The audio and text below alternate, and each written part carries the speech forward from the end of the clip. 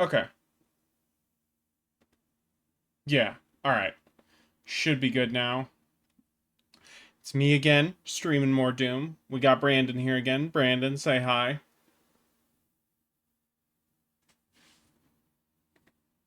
Hello? Well, I guess my partner's out. Oh, there Guess you guess who muted his mic on accident. That's fine. That's fine. Barry Urban says, let's go, Brandon. So, I see no reason to put this off any longer. Let's continue on. It is time for... Oh, no. Ooh. Wow.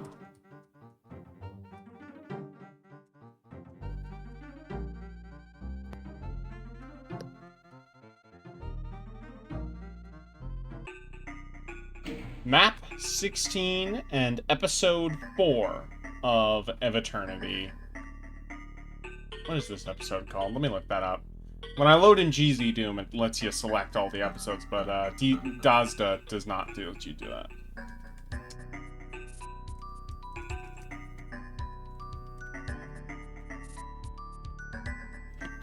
This is Map 4, Brutality. I had it set up earlier. Let me... Oh. There we go. Now we're good. Okay. Let me also stream in Discord for my friend. Should have a... Oop, that's the wrong application. Should have a few more people join in throughout the stream, but for right now, it's just gonna be the two of us. Brandon, I saw you earlier. You were playing that Dark Ages. I was. How is that so far? And how far are you? I'm about halfway through. I think I hit chapter 11 or 12 out of 22 is what the menu says. It's about halfway. It's pretty good. It's a lot slower than the other two. A lot more empty, big maps. Yeah. When they said they were going like wide maps, I was kind of hoping they meant in a Doom Labyrinth style of like focusing in horizontal areas. Oh. Yeah, they meant Serious Sam arenas, like a big flat, like area of just mud and rock, and there's nothing around, and all you do is circle strafe a bunch of enemies. Hey, Serious Sam is sand and rock. Thank you. Yeah, that's the innovation they added to this one. Ah, by making it more like Serious Sam 3. Yeah. The maps feel very Serious Sam. The game's actually weird because it also has like a grenade launcher that's basically the cannon from Serious Sam. Oh hell yeah! It lobs a giant ball. I've heard some not great things about this, so I'm gonna ask some questions. How are the vehicle sections, first off? They're fine. I don't want to do them in Doom. Like that's where I stand on them. That seems to be the vibe. Not terrible, but oh god, I need help. Yeah, I don't hate them, but they are gonna be a drag to play on replay. And well, like how chapter select should be fine. That helps at least. Yeah, I guess so. But just like if you ever wanted to play the whole game in full again, I probably wouldn't replay those levels. Yeah. But they're like fine set piece moments. But the thing about like a okay decent set piece moment is like the surprise of it works once. We are getting our ass kicked. Yeah. But that's part of the weirdness of the game where it feels. The thing I'm reminded of most while playing it is Halo. Well, it's a good thing Microsoft doesn't make any of those anymore. Like, if they had just put Master Chief in this game, it would be a Halo. Like, the first cutscene of the game is two demon, like, leaders of the Hell Army talking about, like, the ongoing war, as if you're watching Covenant cutscenes in a Halo game. Is Keith David in this? I just gotta double check that. It would be better if he was. Well, I mean, what wouldn't be better if Keith David was in it? But, yeah, it's, then, like, the flying sections, obviously, like, the idea of splitting up your campaign with, like, vehicle sections is also how Halo... It feels like an Xbox 360 shooter, like, it feels like Halo 3. My initial reaction seeing it was, oh, we're doing a third one of these. I thought we were going to do something more different after the Eternal DLC. Kind of implied that. I at least respect that mechanically it's like, yeah, no, this is a radical change in direction from 2016 Eternal. Even if it doesn't necessarily pay off, I appreciate the attempt. The combat's really good. That's good. I do like I like the combat loop a lot.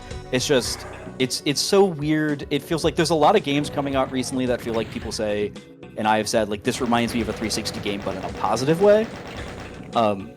This is one where it's like the parts of this remind me of a 360 game is like a negative way. Oh. Where it's like, this isn't Kunitsugami. This is a game where I'm like, I don't know, man. You're never safe without your super shoddy. And Eternal, the Dark Ages has a great super shoddy. I have heard that. I have heard it kills everything in one hit. Basically, yeah, it's pretty sick by the end. Yeah, I also just wonder who this, like... It feels like a reaction to some of the complaints about Eternal. Yes, that is what I have heard. But I don't think they fixed the parts that I knew people complaining the most about with Eternal. And I use fix in not in, like, I like Eternal, so when I say fix, I don't mean, like, it needed fixing. But it seems like they were responding to the criticism of it's too fast and there's too much verticality. So this one's flat. You're actually slower. There's not even that many flying enemies. You're barely aiming upward. Like, you said in your post leading into the stream, I think, who needs a mouse look? I don't, like, the Dark Ages barely needs mouse look. I'll take that. It's weird. But, like, they made it slower and less hectic, but it still has, like... It doesn't have a weakness system that dictates how you play, but it does have a parry system that dictates how you interact, right? So if you didn't like that the game was basically telling you how to play it, it's still there. You're still waiting for an attack to come into parry, and that's a lot of the game. If you didn't like melee to get ammo back, light guys on fire to get armor back, that's still there. You're still waiting on your melee cooldown or your shield charge cooldown in the way that you might have waited on your chainsaw cooldown. The solution to do parry for people who don't like parrying is to do what Sonic Frontiers does and have say you have a parry button, but it's just a block button. There is no timing whatsoever.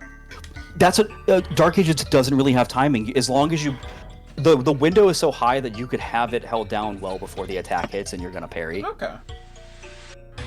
And you can adjust the exact timing, but it just, I don't know. I feel like if someone had a problem with the ammo scarcity, the weapon switching, the cooldowns that you're waiting for in Eternal, all that stuff's kind of still there. And the I've best heard the parts of ammo Eternal, is a lot more generous. It's more generous, but I still occasionally have to like switch weapons because I've run out. Okay. So it doesn't happen as much, but I don't know if it's gone enough to like, that part you really didn't like. Oh, just chew through all of my health. Why don't you, fucking asshole? I just wonder if people who hated Eternal would if this even does enough for them. Yeah, no, I know people. Have you played Hyper Demon? I think I have that on wishlist. Let me look up which of the 700 billion boomer shooters that is.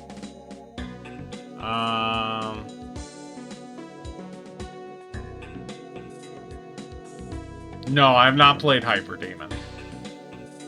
I haven't heard of it before right now. It looks sick. Oh, right! No, I have heard of this. It's Devil Daggers 2. I want to play Devil Daggers first. Just give it.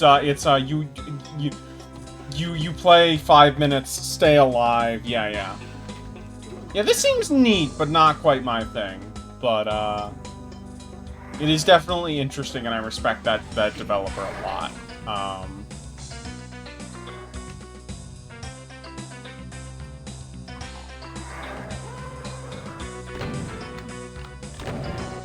You think I have fucking infinite shotguns? I don't... Like, if you not play Doom 64, Barons are not scary when you have super shotgun ammo. Oh, something really bullshit is about to come. Actually, hold on.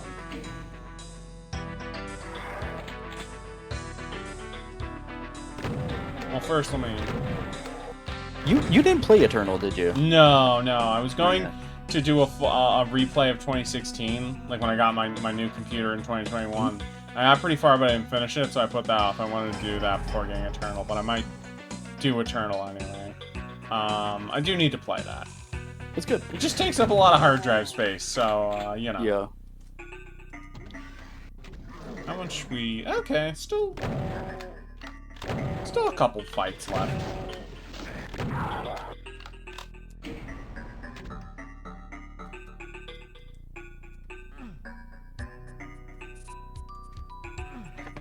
This level's pretty good.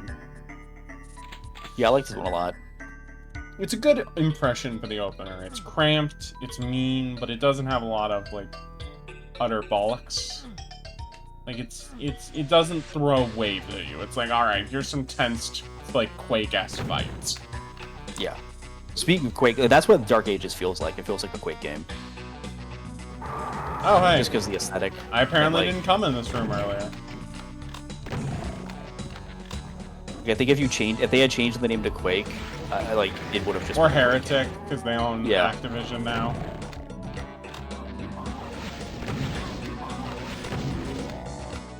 It even That is has, also part of the thing, is that, like, because of the, like, dumb fantasy stuff, that they lean in more and more, meathead fantasy, I guess is a better way, that they lean in more and more every game. It feels a little too removed from Doom. Yes.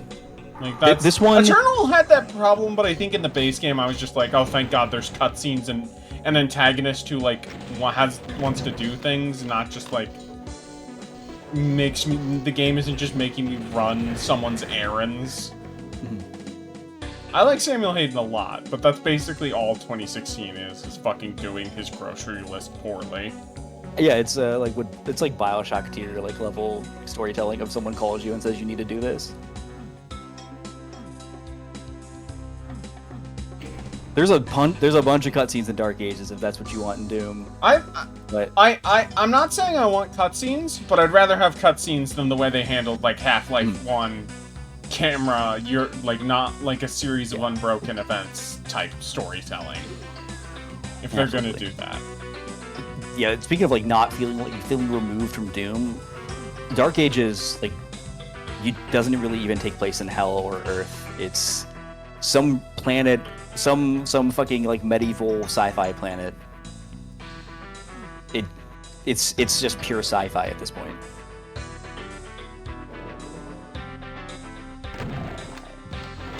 Which is part of what contributes to that like feels like a Halo sequel feeling.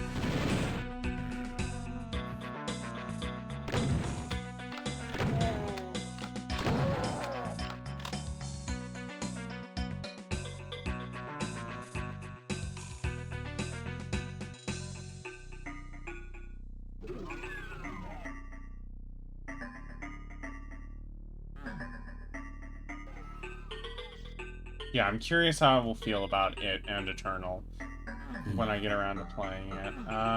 Okay. I need red.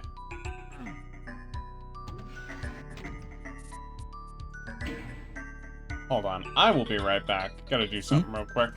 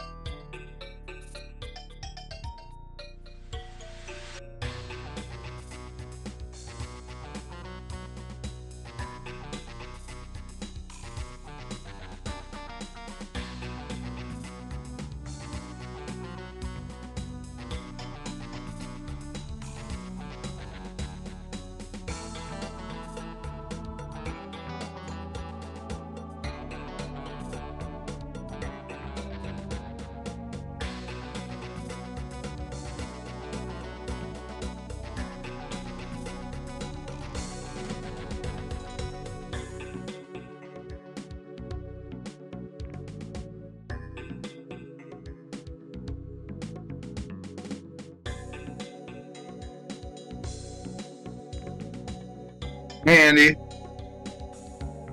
He went away for a second. Oh, fuck. Yeah, he said he'll be right back. Alright. How are you, Brandon? I'm okay. How you doing? I'm doing well. Doing very well, actually. I'm watching this inexplicable AI baby repeating politics stuff on Twitter. That's awful. It is awful, and I hate looking at it. Well, stop. No, instead I'm going to post it in the voice channel chat.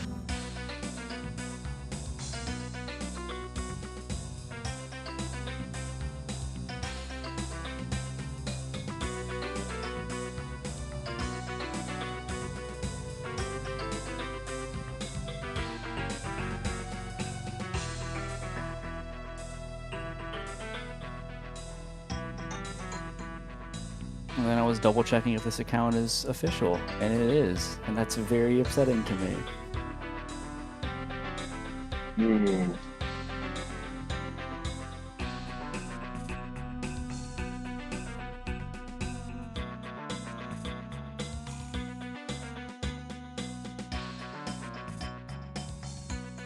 I'm going to a wedding tomorrow, so I'm excited about that. Oh, it's fun. Yeah.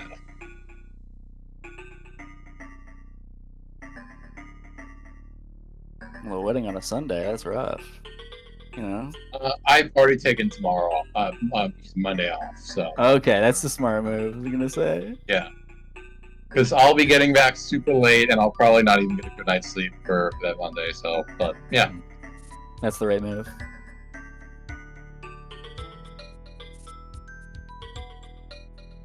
This friend or family? Really good friend of mine. Okay. But also a bunch of people that I know from online are going to be coming there. So just, excited to meet people in person. Awesome, good for them. Yeah.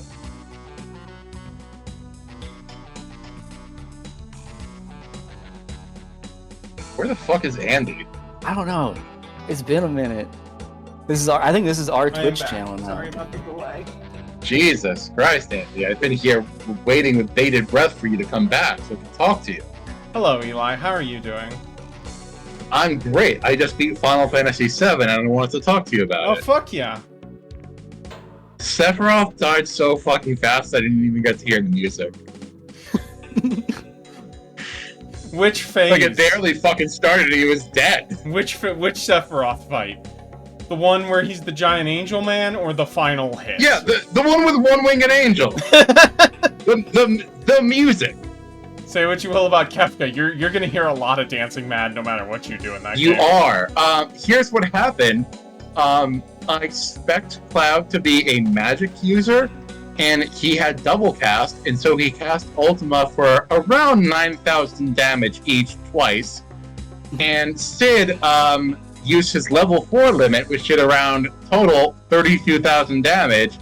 And That's a lot of at damage. that point, that was around 50,000 of Sephiroth's 80,000 HP in 2 moves. And then it's just like very shortly after he died, they barely started singing. You didn't even get to do. You gotta look up. I forget what's Brandon. What's the name of the Sephiroth move? You know the one. Where it's Supernova. I know it. I was like, all right, when Supernova comes, I gotta get prepared. It's like, no, he casts like one Shadow Flare and he died. The realization of what the happened in Nibelheim is so funny. It's so cool. It's fantastic. Did you get to the Vincent flashback stuff with his wife? Yeah, which is, by the way, I like. totally optional. Yes. To be clear. But worth doing. Did you also see the how they handle Zack's death? Because that's also optional. No, I actually didn't know what that would be. I never found it. I think it's back in Gongaga. But I'm not. Yeah, I didn't go back to Gongaga. But yeah, it's really good. But yeah, Hojo's a fucking asshole. Yeah, he also went down like a bitch, but I kind of expected that. Yeah. I did not expect Sephiroth to go down so fast. It's fucking crazy that it's on different level. They're different kinds of it. But Vincent and Kane are the same level of cock. It's just one is tragic, the other is comedic. I do wonder if, like, someone in 1997 playing this game for the first time saw the last name Highwind and started freaking out that, like, oh fuck, this guy's gonna betray us, and he doesn't. He would be him if Cloud was not him. Yeah. But yeah, that game's a 10. Yeah, Not perfect, but it is a 10. It's crazy. Like, it has maybe the most ideas anyone has ever had in a video game. Did I love all those ideas? Not necessarily. No. But I appreciated all of them. Yeah. Very much. No, it's crazy. So yeah, that's... Anything else you want to talk to me about FF7? I'm trying to think. I'm going to a Did you wedding get tomorrow, to the fight with Tifa? Did you get just because you returned to Midgar anyway? Did you get Kate Sith's Ultima weapon? No. It's right there, man. It's in the lobby. It's Kate Sith. Sephiroth found while I returned to Midgar, I got a better weapon for Sith in a treasure chest while I was there, but I don't think it was not as old as wet. Did you do the thing with the Turks? The optional thing? No, because I felt I owed them after the Wutai side quest to not fight them. Okay, so you chose that. That's good. Yeah. I did fight them on the submarine, but not all three. So Eli, now that you have seen all of original Final Fantasy VII, are you excited to watch Advent Children together? I'm...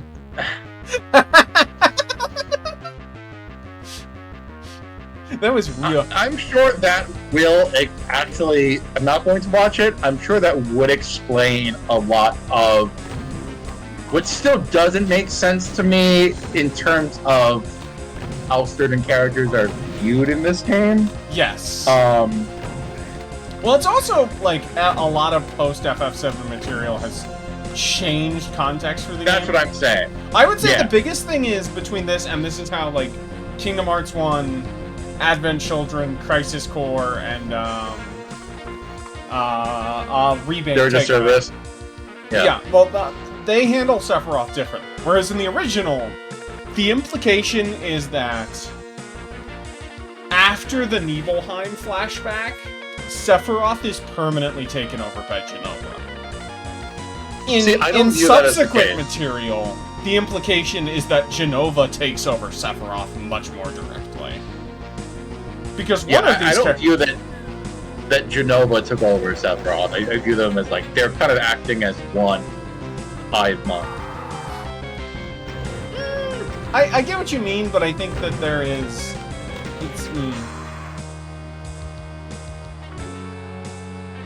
But yeah. FF7's fucking like cool, that, though. Yeah. But anyway, yeah. Really great game. I think they really cooked there. So... They did. Yeah, no, Oh, by the way, you know what else this game fucking inspired, but, like, as a bad thing? It's the fucking roaming Pokemon in, like, Gold and Silver. Oh, yeah! Yeah, with the fucking... Ultimate weapon. Like, what the fuck? That was... I get it, but, like, that was not fun. Like, eminent. There's not a Dragon Quest monster that's like that? Oh, this is bad. I mean, there are Dragon Quest monsters that run away, but they're not Dragon Quest monsters that you have to find on the overworld and keep fighting, and then they keep running away. It's like Metal Slimes where you either, like, Metal Slimes work like, they will run away, and they have really low health, but they have super high defenses, so you have to, like, be very high leveled or get a crit on them. That's how Metal Slimes work. Ultimate Weapons obviously different. But yeah, no, I got Ultimate Weapons for my party members that I'm using, and the level 4 limits except for Omni Slash, which I did not feel like doing. But yeah, you did at least. They do at least make you see it. They at least are like, no, you got to see Omni. I appreciated that. Because I real really fucking appreciated cool. that. Was a fun little bit to end it. Fun fact: any attack you do, like if you just do normal slash, that kills Sephiroth. Gotcha. Yeah. But of course, you know, Yada. Yeah. It's Omni Slash. Nomura is really smart for coming up with the break system. I really did like it.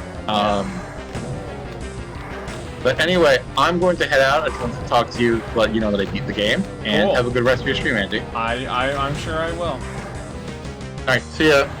Oh god, this is getting bad. This is getting out of hand.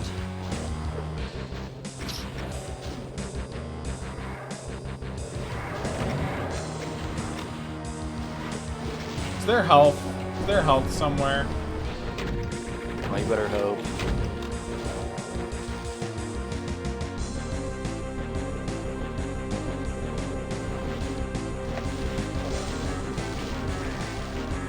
Well, there's the armor, which is nice.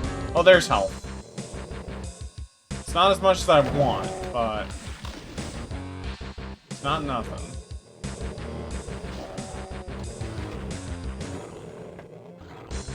Yes, please infight. And if only you could parry all those shots they're throwing at you. I think I'm doing dodging just fine. It's more just the numbers. It's I gotta clear the fucking herd. Herd literal in this case, given the goats.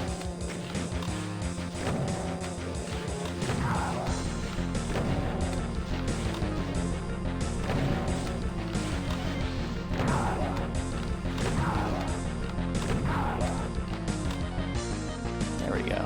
Okay, I got some breathing room.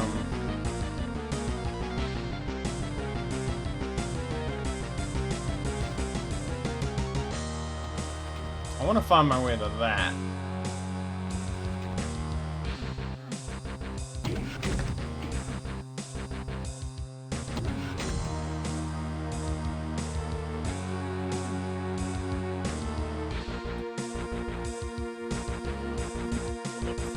I bleached my whites for the first time. Awesome. When did you get here, Lex? A bit ago, and then I used the bathroom. Ah, okay. While I was AFK, understood. I guess forward's the only way that I can tell I can go for now. Nope. Only way is forwards. Are you playing all the Doom games so that you can play the new one? No, I'm playing a mod. Just happened to be in the mood for it. Let's kill you.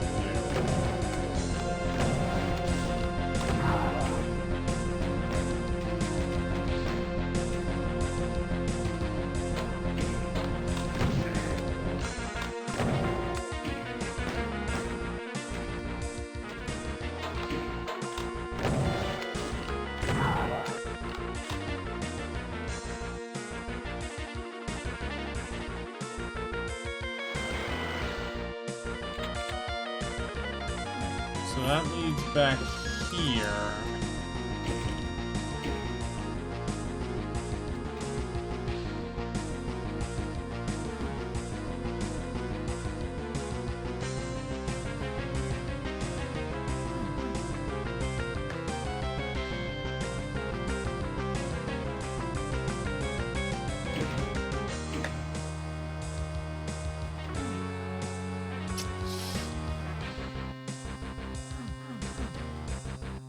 So what you been up to today, Lex?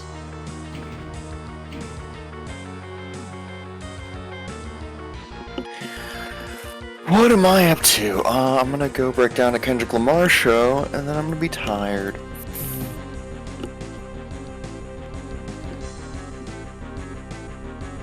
Has all the trash been picked up, or are you just like, removing the concrete, or is that your job to like removing the stand and all of the buildings and platforms and stuff, or are you also doing cleanup duty?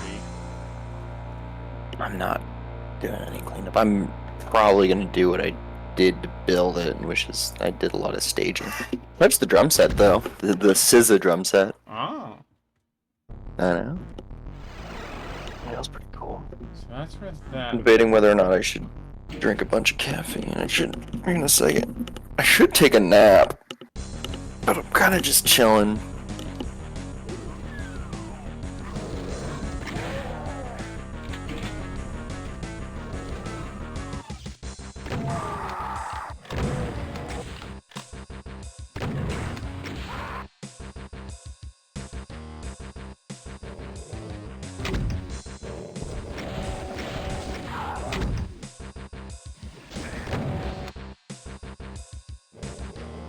Naps are pretty goated. Not gonna lie. Naps are pretty dope. What I'm gonna do with this nap is I'm gonna like lie in bed and watch your screen. I don't know what else I could be doing, but no, I'm done for right now doing stuff. How much free time you got right now? Like before you have to do something. I want to catch some of the show and try and sneak in a little earlier, so I'm probably gonna head out in like maybe like a couple hours. I could head out like 3-ish hours, you know. So I got plenty of time. I should eat something, and I should. I'll eat something.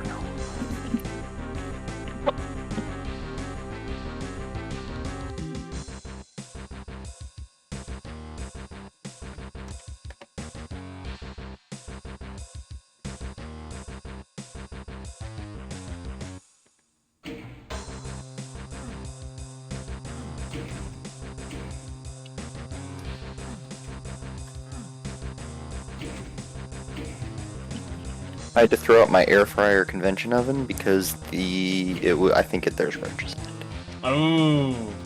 That was no good, very bad. Very bad. No bueno.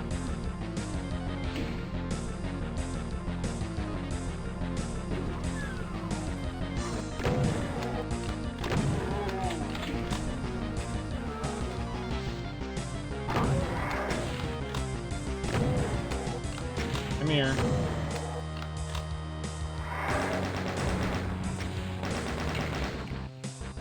Okay, that's a pretty kill.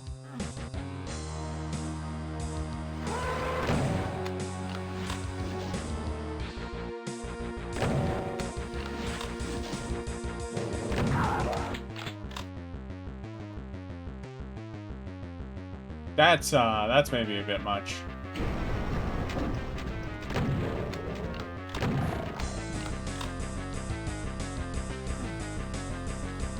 How do I get out of here?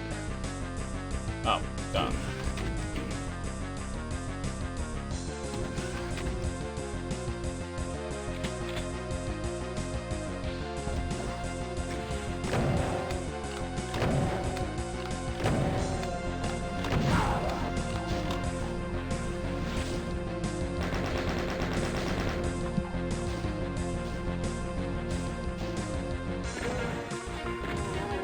I do not like how they're giving me so much stuff here. It feels like this is a trap.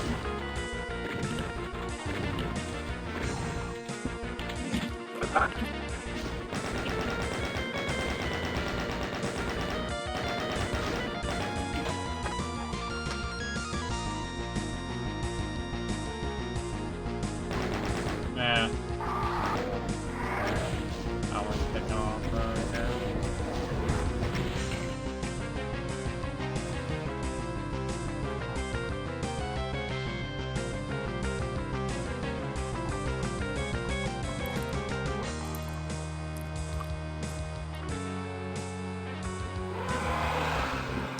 Ooh, okay.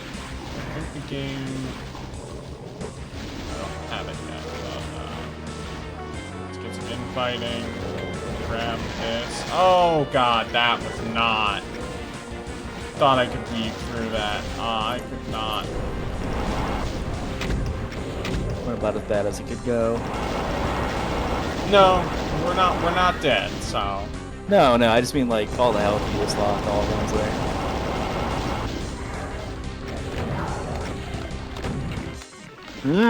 No, you got this. Yeah, Sure. no, I do. Wow. The Knicks beat up the Celtics. Yes, they did. Yes, they did. Seamus reacted to it live on air last episode. They fucking clobbered them. Mm. How do you feel about the Pacers, though? I don't think we've talked about this, Lex. You got anything pro or against Pacers? I think the Pacers are gonna win. I'll say this. They're the Pacers of all 5 teams still in it. I would say the Pacers are the middle of the pack for me, because obviously Wolves are at the top. I would say OKC is at the bottom. Pacers are like, I'll root for them if I will root if the Wolves don't win. I will be happy cheering for any of the Eastern Conference finalists. You know. Right. I think it's just going to be a great conference finals. Yeah, for both sides.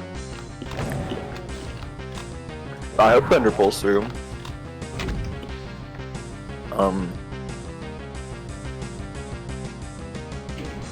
Like, there were some weeks in the first week game series in the first set and the play-in, but semifinals have been fantastic. Right. I will say though, I think Donald Trump is rigging the NBA, making the Knicks win. Oh, I'm gonna say the lottery, the draft lottery. Because that's what everyone's been talking about in terms of rigging. No, that's weird. But it hasn't played out for the Lakers, so. Well, that part of that is that Braun and Luka play the same position, so you know it's kind of awkward. Right. Like the math would be like the implication is once LeBron's gone, which this might be his final season. I don't know, but he certainly doesn't have more left. You know, like I would like to get back there. How do I do that? I mean, I can see it. I can see it going down that way. I'm so nervous. It's just a loadout like any other loadout.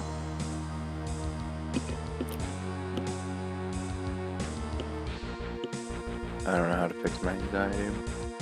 I'm gonna go back on med.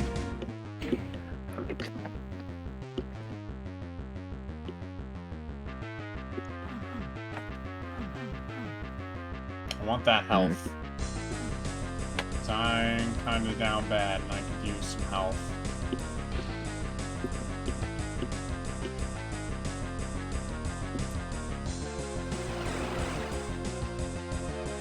I think we have one last more normal level this episode before we get to the big one.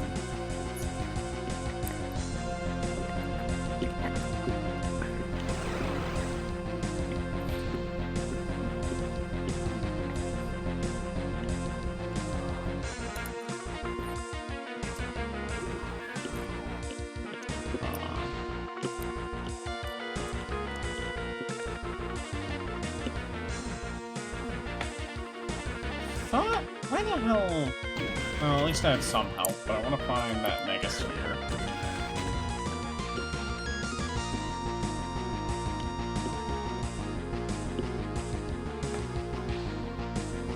You know what? Yeah. What the hell? $8. That's a lot of money. Goddamn, Broham.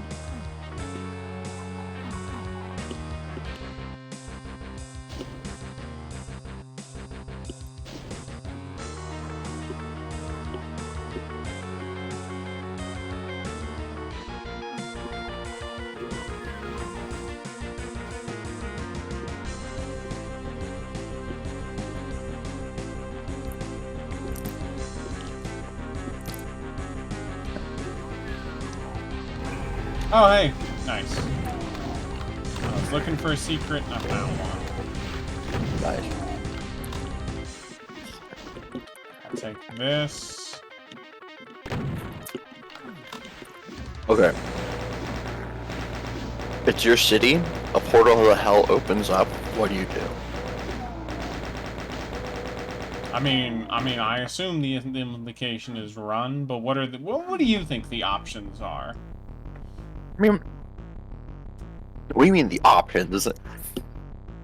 I don't know. Like you're like you're in your house, you know, you're eating a bowl of cereal. The news is on for some reason, because I assume you still have the news. It's like portal to hell opens up in the middle of downtown or whatever. And you have to figure out, okay, what do I do now? Try and get in contact with my family and get the fuck out. I think that's Right. the reasonable answer. Or you jump in the portal. Maybe I See could what's going on over negotiate. there. You know, that's an underrated tactic in these moments. People hate me hating on negotiation. Okay, let's end this level. Like, what if it's really cool on the other side of the portal? You know? Maybe like they got retro game prices are like still like low over there. Okay. I mean, some retro game consoles have gone down. NES and Genesis were cheaper than they used to be. Yeah, but what if you can get like a $20 Earthbound and hell is the only way to find out? I mean, You gotta go over when there. was the last time anyone, not counting like yard sales that don't know what they have, can you get a $20 Earthbound? Maybe in hell. You know?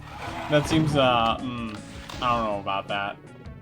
Now, a $20 Chrono Trigger, I mean, you know, I'd jump in for a $20 Chrono Trigger cartridge.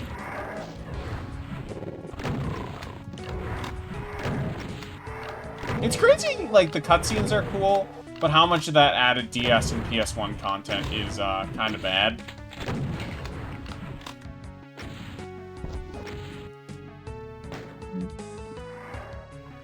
Like, Are those like not? I've actually never played those versions of Chrono Trigger. yeah. Are those like It's all considered optional. lesser ports? But there's like you run back in time between like the Dino times and medieval, and do like a side quest that's very repetitive. And there's also like a secret boss with a fixed version of Lavos to tie into Chrono Cross. Also, I'm like halfway through my first playthrough of that game actually. Oh fuck, where are you at right now? Let's see, what did I happen? Defeated, what's his name? Like the first big boss. I'm like exact halfway point. Like I just got. Magus?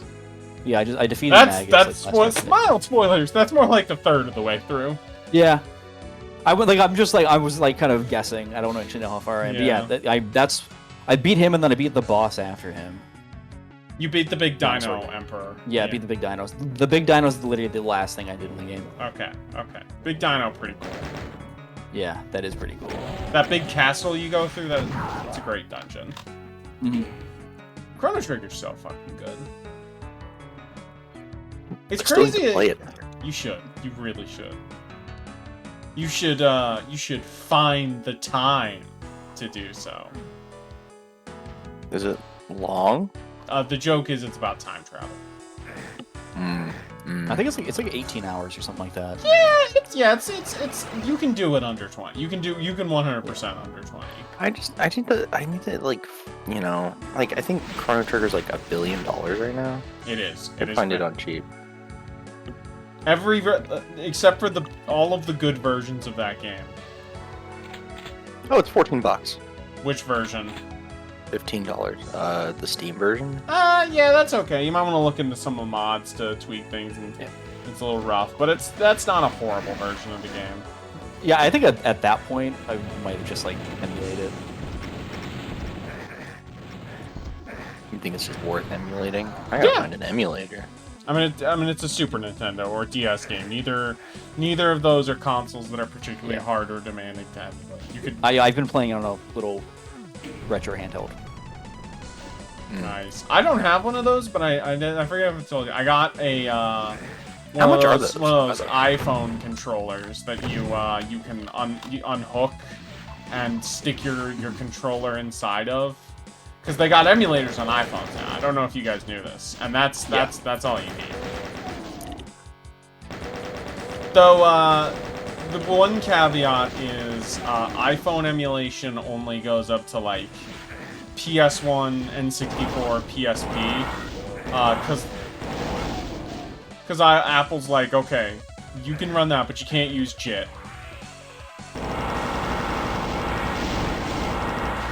Plasma's so good. Which is basically a thing that allows you to run old consoles and like take advantage of multi-core processing.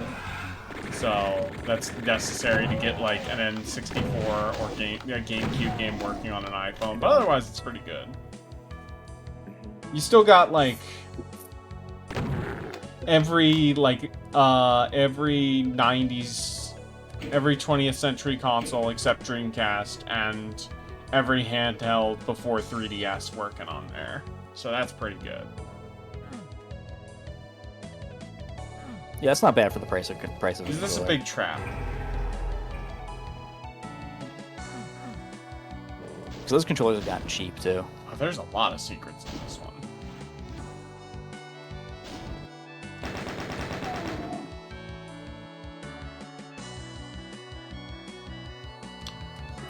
Yeah, it was my birthday present.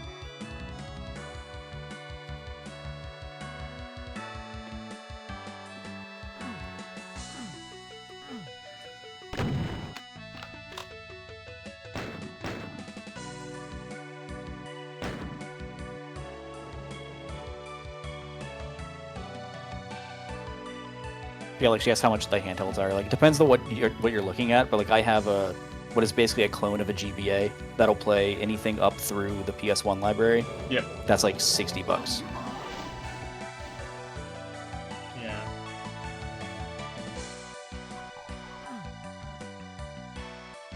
Which is my second retro handheld that I own, but my favorite of the two actually. So I've been playing way more Chrono Trigger because I ended up liking using this handheld way more than my last one. Nice.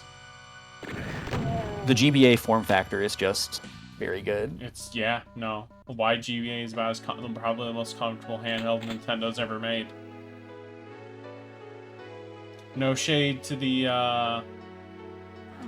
SP and the 3D and the DS models, but yeah.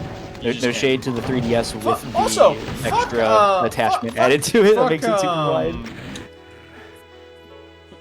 Who's the company that makes the really recommended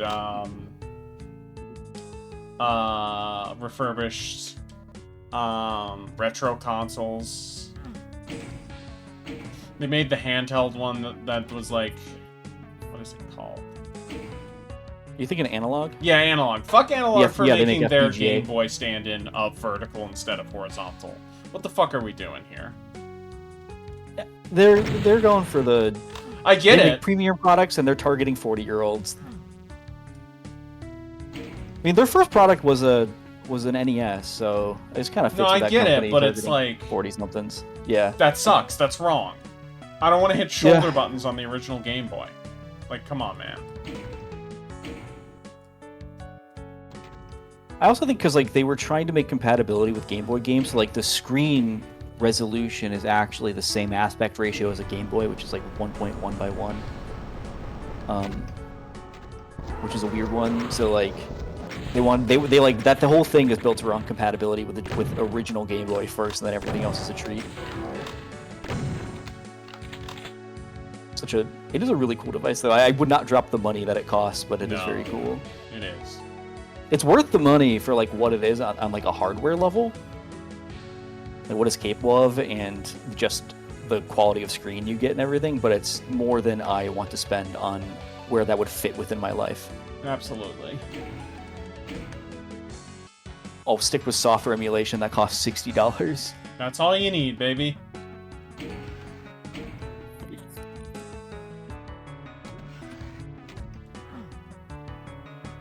But yeah, it's the new Anbernic 34XX is their GBA ripoff. It has like a perfect 3x scale of the GBA resolution. Nice. Which makes it like one of the only handhelds that scales GBA properly. Because if you do integer scaling on a 640 by 480 screen with a GBA game, it's gonna be like an inch big to not be stretched. So like this thing perfectly scales GBA. That still makes it scale like 4x3 480p or 240p games really well. And then like you would not, if it didn't have 4 face buttons instead of 2, you would not, looking at it, recognize that it wasn't a legit GBA. One of my favorite, but it does have the 2 extra face buttons, right? Yeah, but like the face buttons are in the orientation of a GBA, so like they're not in a diamond. It's like the B and A are where they are in a GBA, and then above them are slightly smaller X and Y buttons that are. I have the indigo purple launch color GBA one. The X and Y buttons are the same color as the shell, so like at a distance, at a squint, like they fade into the shell, and the buttons that are like at the gray, like the original GBA buttons with an imprint of the letter on them, are the B and A. So it tries to make them stealth so you can have the extra buttons, but it doesn't disrupt the aesthetic, which is really neat. It also has R2 and L2 buttons, but they put those where the cartridge would be. So they fit like from a distance. They're also classic controller. Yeah. Huh. The L2 R2 they're like weird because they kind of have a lip on them the way that GBA games have a lip, facing outward. So they're also like from a distance recreating kind of the aesthetic of the cartridge. I see, yeah. It's really good adherence to fitting the form factor of what they're claiming.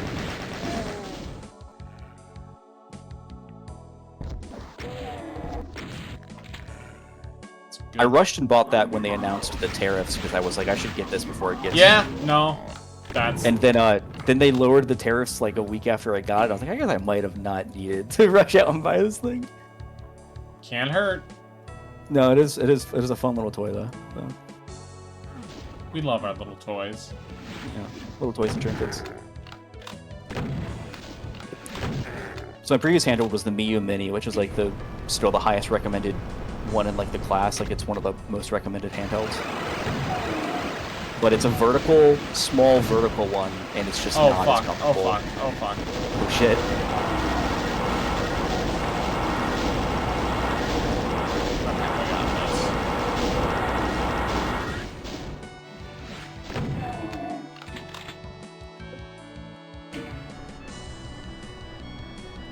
That wasn't too bad. No.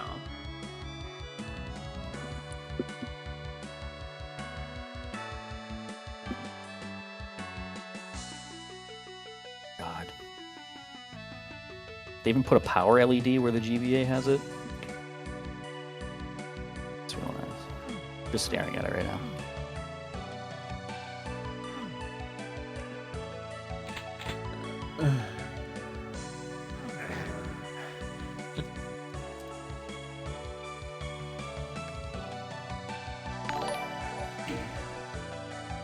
Thank you, Fearful Andalus, for the follow.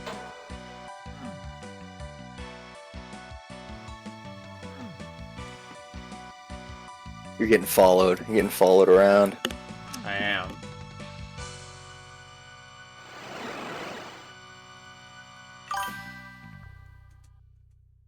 I like that emote. That's a good emote. That's a nice.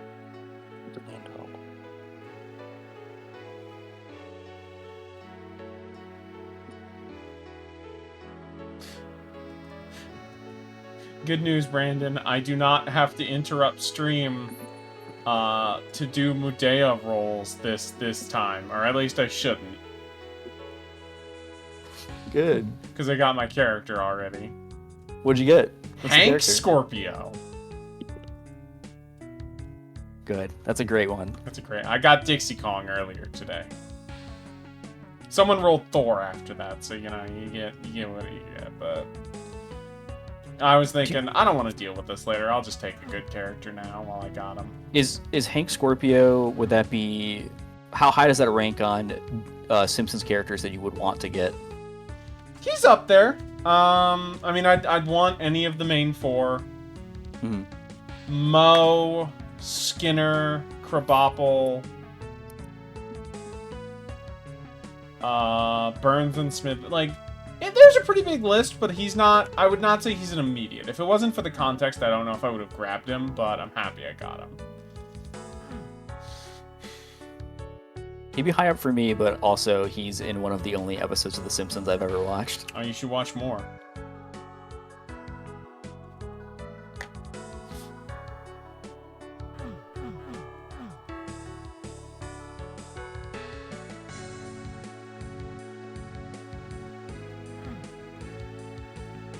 So I still need the yellow key to leave.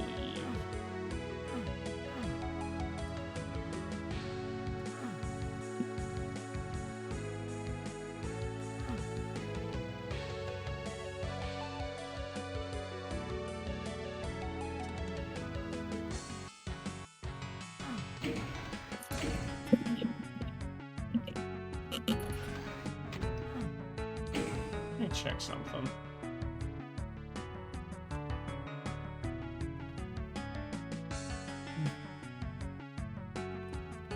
Well, she said give me 20, but she's not here yet, so...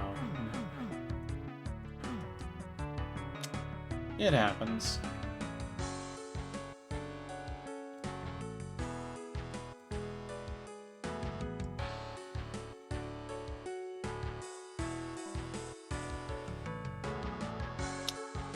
Okay, where do I... Am I missing something? Where do I go?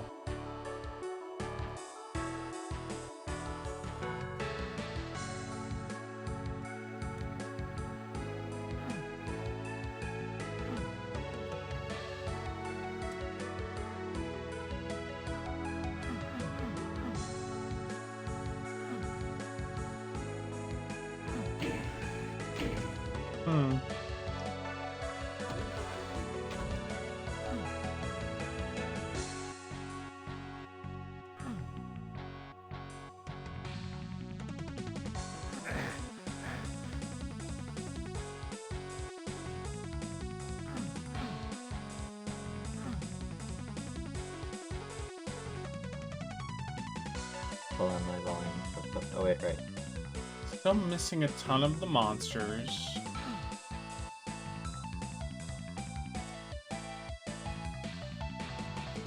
Can I make that?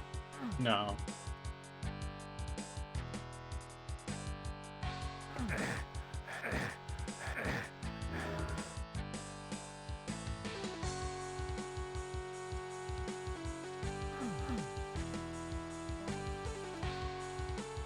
Take some of this, some of this.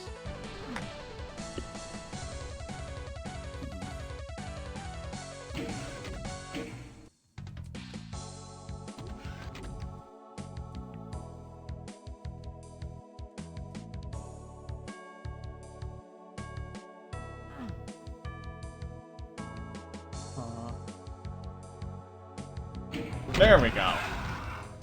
I was wondering where to go. Turns out I just need to fucking hit that switch. Whoa. Yeah, ha ha ha. Ain't you funny, Lex? It's funny because sex. Yeah, yeah. Now, does it mean fucking a switch? Or does it mean bringing a belt into the bedroom? We'll never know. You didn't think about... You got vivid with that. You got very vivid. You were like, you know what? You weren't ready for the triple entendre. I wasn't ready. Oh, I'm always ready for the triple entendre. Uh-oh. Entander. Ant-ender. Oh, no. Oh, fuck you.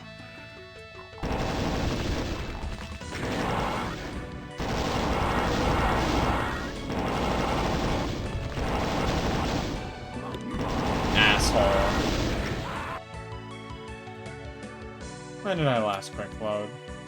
Okay, same amount of monsters, so I think we're... Okay, yeah, wait. Basically, we're fine. I lost virtually no progress.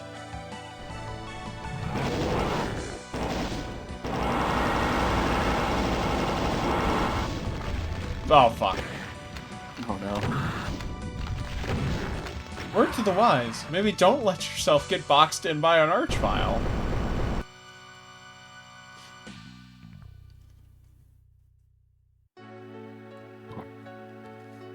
They are assholes. You know, I don't think I've seen an Archvile in the Dark Ages so far. They're coming. They'll get you when you least expect it. Makes me wonder if they are coming. I'm pretty far in that game.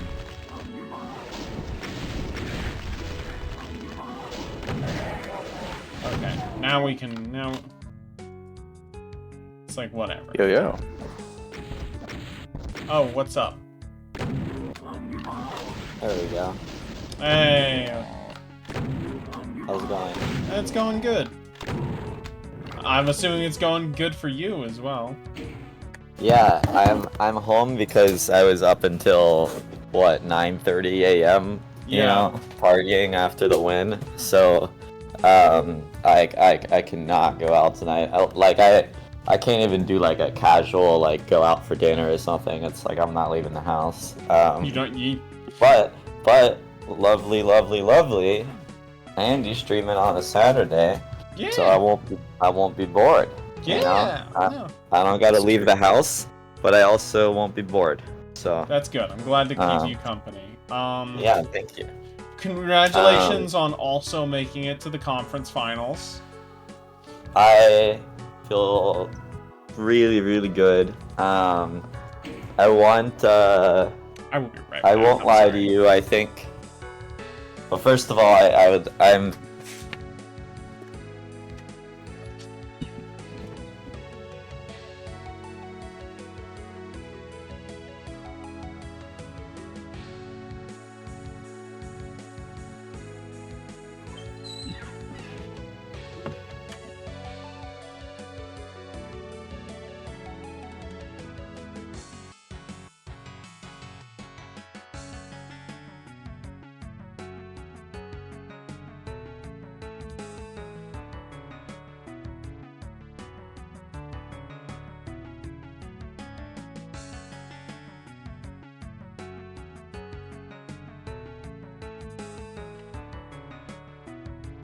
Sorry Danny to just leave tweeted mid-conversation about that. Age drumming in sentence. Damn, bro. But yeah, congrats. What I was saying. What a guy. Obviously, I you know, I'm hopeful for your Timberwolves just for you. But like thinking about like who do I want to face, I'm struggling. I definitely don't want to face OKC. At the Nuggets, I was just explaining this to Spencer. I was like, so if it's Knicks Nuggets, right? The Knicks, it's like we've got Brunson, and then we have 4 players who I can kind of trust to give me like 20 points and defense. You don't think Whereas- Pat's gonna try his best to score on Ant?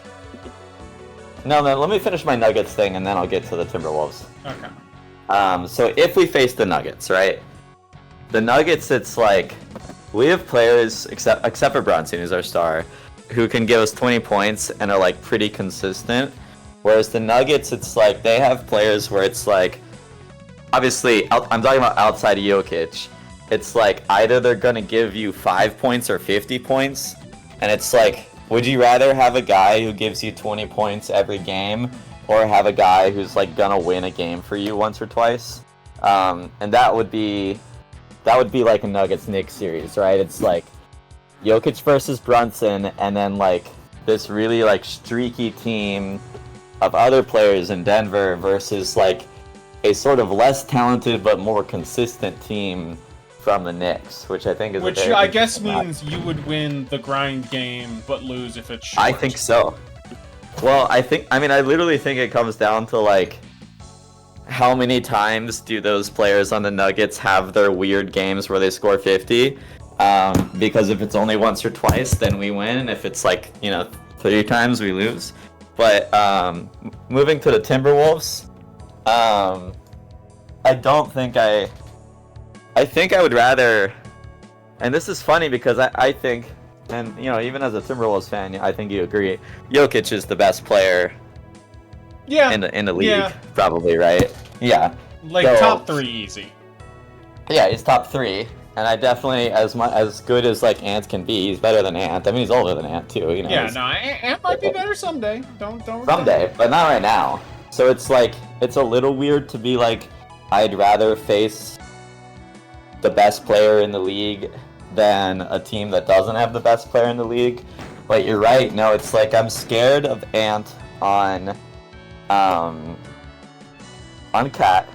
I'm scared of Julius Randle. You're scared. I was just about to on- bring that up. You're scared, so scared of Randall, and you never No, thought I he'd be am in this actually place. scared of Randall. Dude, it pisses me off. I'm happy because I like Julius Randle. I really do. I have a Julius But it's like, Randle well, jersey. you're looking at him like, why couldn't you do this for us? Dude, it's crazy because he did do that shit during the regular season. I've seen Randall play like that, but only during the regular season. In the playoffs, he was horrible. He was so bad in the playoffs.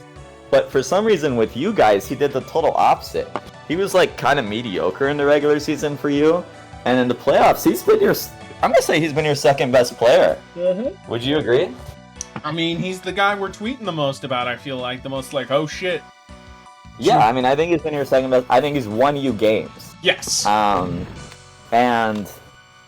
I think that the other thing about him is what's like the Knicks like thing is we have a coach who plays our players like 50 minutes, and thus we're really grind and hustle. But you know who just spent fucking years under that same coach? Julius Randle. So it's like, Julius Randle can do that. Julius Randle did not lose the fucking 50-minute grinded out stuff that he learned from our coach. So yeah, no, that's a big reason why we beat the fucking Lakers, because LeBron would play 40-point games and it wouldn't fucking matter. It'd be like, oh, we're right behind him.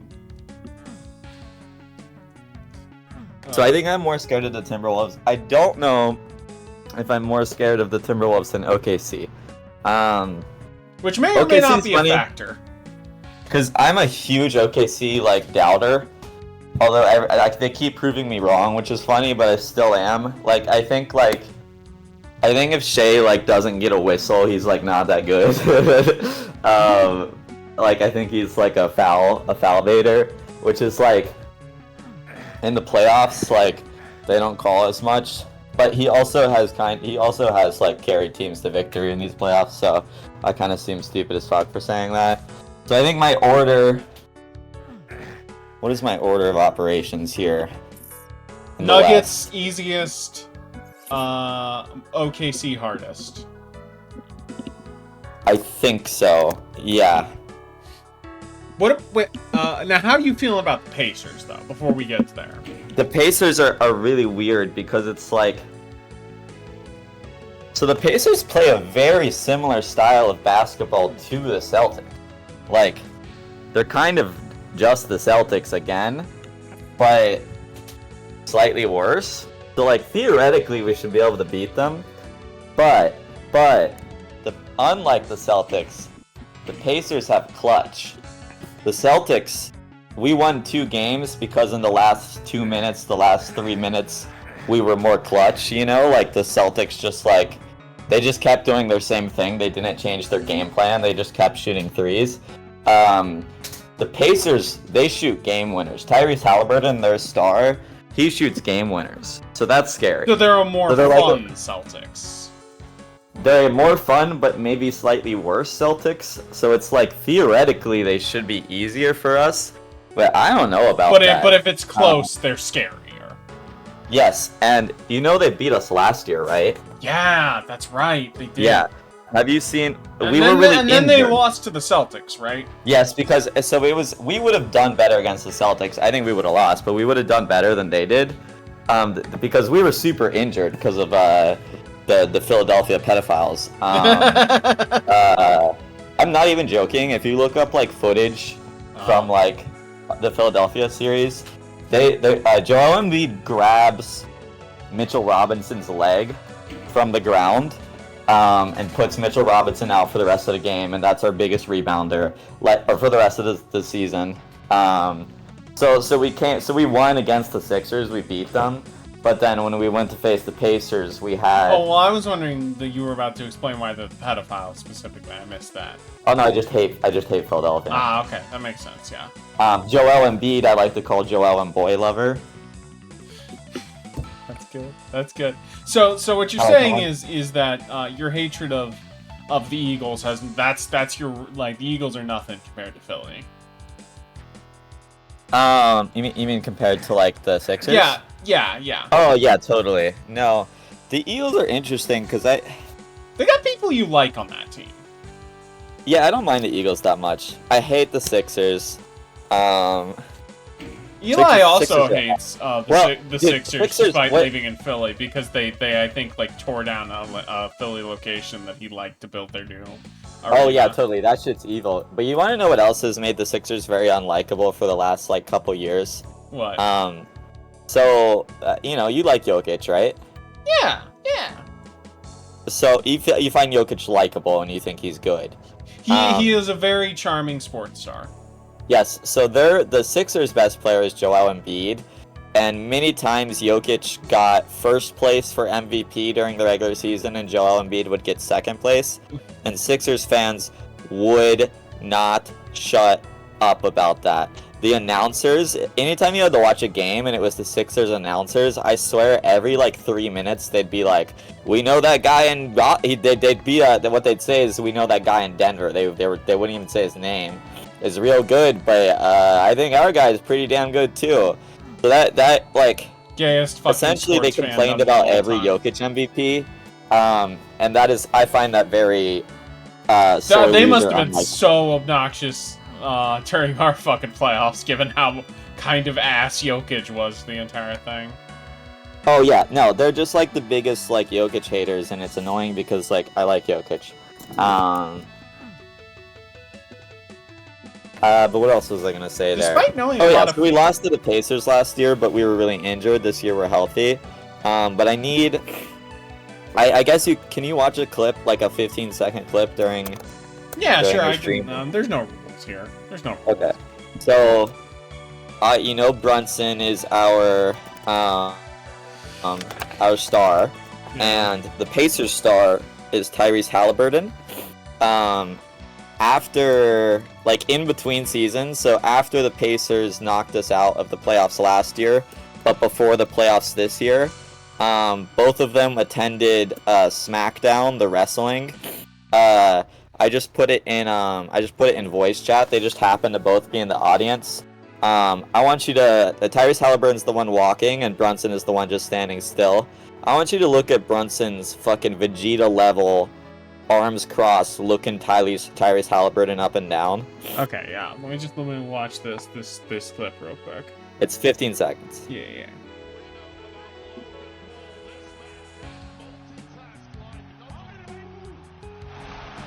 We might need to get some security out here again, helping the NYPD back. Look how cool Brunson is. He won that exchange. Yes. Tyrese Halliburton's kind of giggling nervously, and Brunson's got arms crossed, He's chewing death gum, stare. and he death stares him, and then he looks him up and down, which is like literally like that's Vegeta. So this clip alone makes me feel pretty optimistic, because it was literally like, yeah, see you next year when we're not like injured, pussy. I will say this. If the Wolves are not in, I will probably be rooting for whoever wins the Eastern Conference to win it all. That's what I'll say. Please don't root. You would root for the Pacers over the Nuggets? Yeah, because I'm in Indiana. You'd root for the Pacers over the Nuggets. I'm in Indiana. Sorry. Oh my god. I'd root for the Okay, yes, Nuggets. you are in Indiana. I'm gonna give that to you, but holy shit. That's the only. Now maybe I'll change by game 2, but this is where I'm. I would also absolutely root for the Pacers over OKC. That I understand. Yeah. OKC also has annoying players. That I understand. I think Pacers over OKC makes sense. I think Pacers over Nuggets doesn't make sense, because Nuggets because Jokic. I just like Jokic.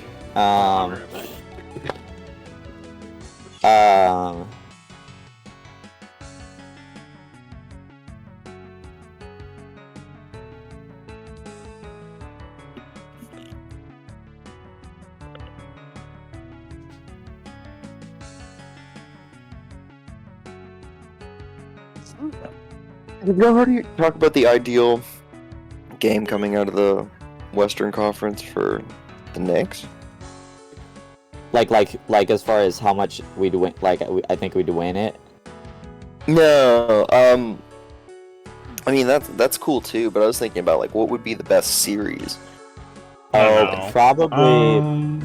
Probably What's like the most best? fun. I think narrative, like Yeah, it's what's the partially because I'm so invested in it, but I think Wolves Pacers, or no, sorry, Wolves Oh, shut Knicks, the fuck Wolves up. Knicks. Yeah, Wolves Knicks. Yeah. No, I agree. I'm not so I'm unbiased. I'm not a Timberwolves fan. I'm not a hater. I feel very neutral about that team. As far as like fun, like what would be fun, it would totally be Timberwolves. And it's also the narrative thing. It's the fact the that narrative thing. Yes, because of the trade. That'd yes, be crazy. exactly. That'd be so insane. So, Lex, there was this really big trade between the Timberwolves and the Knicks this year, where the Timberwolves traded one of their top players for several of our role players. And it's worked out. It's been at first it seemed like maybe it was like not great for the Wolves. I don't know. It depends how you feel about Cat. But no, it seems like it's just worked for both teams. Yeah. Like, I mean, we're both no, it's here. like I think the Timberwolves are perfectly happy with who they got, and we are definitely perfectly happy with who we got, which is pretty rare. Usually there's a loser of a trade. Yeah, it's like the last time I think there was a trade this good in sports. It was probably the Jared Goff for Matthew Stafford trade. Yeah, because like, you know what the other big thing was? Like, I thought Cat was like kind of holding the Timberwolves back. And I'm not like saying this is a bad thing about the Timberwolves, but no, the Timberwolves were holding Cat back because you had Ant, and yes, like we have a new you superstar. needed to pick one, and I think you guys picked the right one. We have Brunson, so Cat doesn't have to be our top guy. The Cat can be our second guy, right? Cat is not a good second guy to Ant. So I did not like Cat like as a player like on your team, so it made sense to get rid of him. But he's been great for us. Whereas Julius Randle, who kind of sucked for us, has been good for you guys. it's like it's just been like a good even exchange. Yeah, no, I'm very happy with that. But for the narrative there, that means like where like it literally be like that trade was like halfway through. Yeah, this season. imagine like the poster of Julius Randle staring down Brunson, and underneath that Ant and Cat staring each other down. Like imagine And that. whoever gets Literally- traded it's and literally, like, loses is players like, that- oh, I lost a ring. It's literally, yeah, exactly. That's another way to put it. It's like, oh fuck, I got traded and now I didn't get a ring. Well, it's whichever one of us. I look at it the other way. Whichever one of us wins, it's like, well, we gave you that ring. If the Knicks win, well, yeah, that's either way. No, I think that's true. I also think Ant has the most aura of any of the remaining players. Jokic, very cute, very fun, very good, but like, Ant's gonna like Ant trash talks, right? You know. Ant does not want to be the face of the league, but he wants the league looking at him. Yeah, and he trash talks Where like the crazy. fuck do I go? I've been in this. He talks about how big his dick is. There's that clip of him like telling Obama that he's better than Obama was saying he is. He's the truth. And yeah, he's the truth, and LeBron has to be like, calm down. This is Obama. And then you know what, dude? If it's Timberwolves Pacers, like God forbid we lose to the Pacers, holy shit, would I want Ant to fucking like just spit in Halliburton's face? Because Halliburton's very cocky too. Halliburton like is cocky in a way that I find annoying, whereas I think Ant's cockiness is like fun. I know So, you like, would hate this, but I'm kind of sad I that we lost the opportunity to humiliate Gus in the finals. Sure. No, dude, I would literally... That's the thing, though. I don't... Tatum is just, like, annoying to me. I hate Halliburton. So I would... If you guys... If Pacers lose, Timberwolves win, and it's you guys against Halliburton, like, you have to, for the sake of humanity, have Ant dunk on Tyrese Halliburton and stare him down. Like, I mean, he's gonna do that even if he's down by 40. Like, let's be real. I need you to. I need Ant to like whisper in Tyrese Halliburton's ears that he's gonna fuck his mom after the game. Like, And then go do it. yeah. So yes, if Pacers win, I totally want Timberwolves to be there. If Knicks win, I want Nuggets just because I think we'd beat them. Yeah, no, I get that. Who do you think's gonna win first? Like, who do you think has the chance of winning the shortest game series? Let me look. Well, I mean, Nuggets Thunders, their series is over tomorrow, no matter what. So, because it's a game 7. True, yeah, but I mean. So you mean of like Knicks Pacers versus Timberwolves? Yeah, whomever? which team is capable of winning in the shortest amount of games, in the fewest amount? Of games? Knicks Pacers. No. Unless like, I think no matter what, Knicks Pacers goes long. Like, Knicks Pacers is minimum a 6-game series. It's either a 6 or a 7-game series. I don't know whether Timberwolves Nuggets or Timberwolves Thunders would go long. I really don't know. It could go either way for both of those teams. Whereas like I know for a fact Knicks Pacers is going to be a long series. Neither of those teams are gonna win in 4 or win in 5. They're just too. The Pacers are so young. They're so fast. They're so confident. So they take these game winners and stuff. Like they're gonna steal games that they should lose. So like that shit's going to 6 or 7. Timberwolves Nuggets, it's like, again, it depends whether the non-Jokic players go crazy. Actually, I think Timberwolves Thunder would go pretty long no matter what. Yeah, no, that makes sense. I think that's 6 games, 6 or 7 games. So Timberwolves Nuggets could be the fastest. Timberwolves Nuggets, I think, would be the fastest. You're either gonna murder them or they're gonna murder you, which is kind of funny. I mean, given how this season went for us for most of the year, like, God damn it, I am surprised. I think most of us would be like, well, it sucked. We could have gone all the way, but we're a young team. We'll be back. Like, no one was expecting. Yeah, you seemed really. You seemed like you were fucked. It did. We really did. Wolf Nuggets. Thank you for the support, Natasha Nightmare.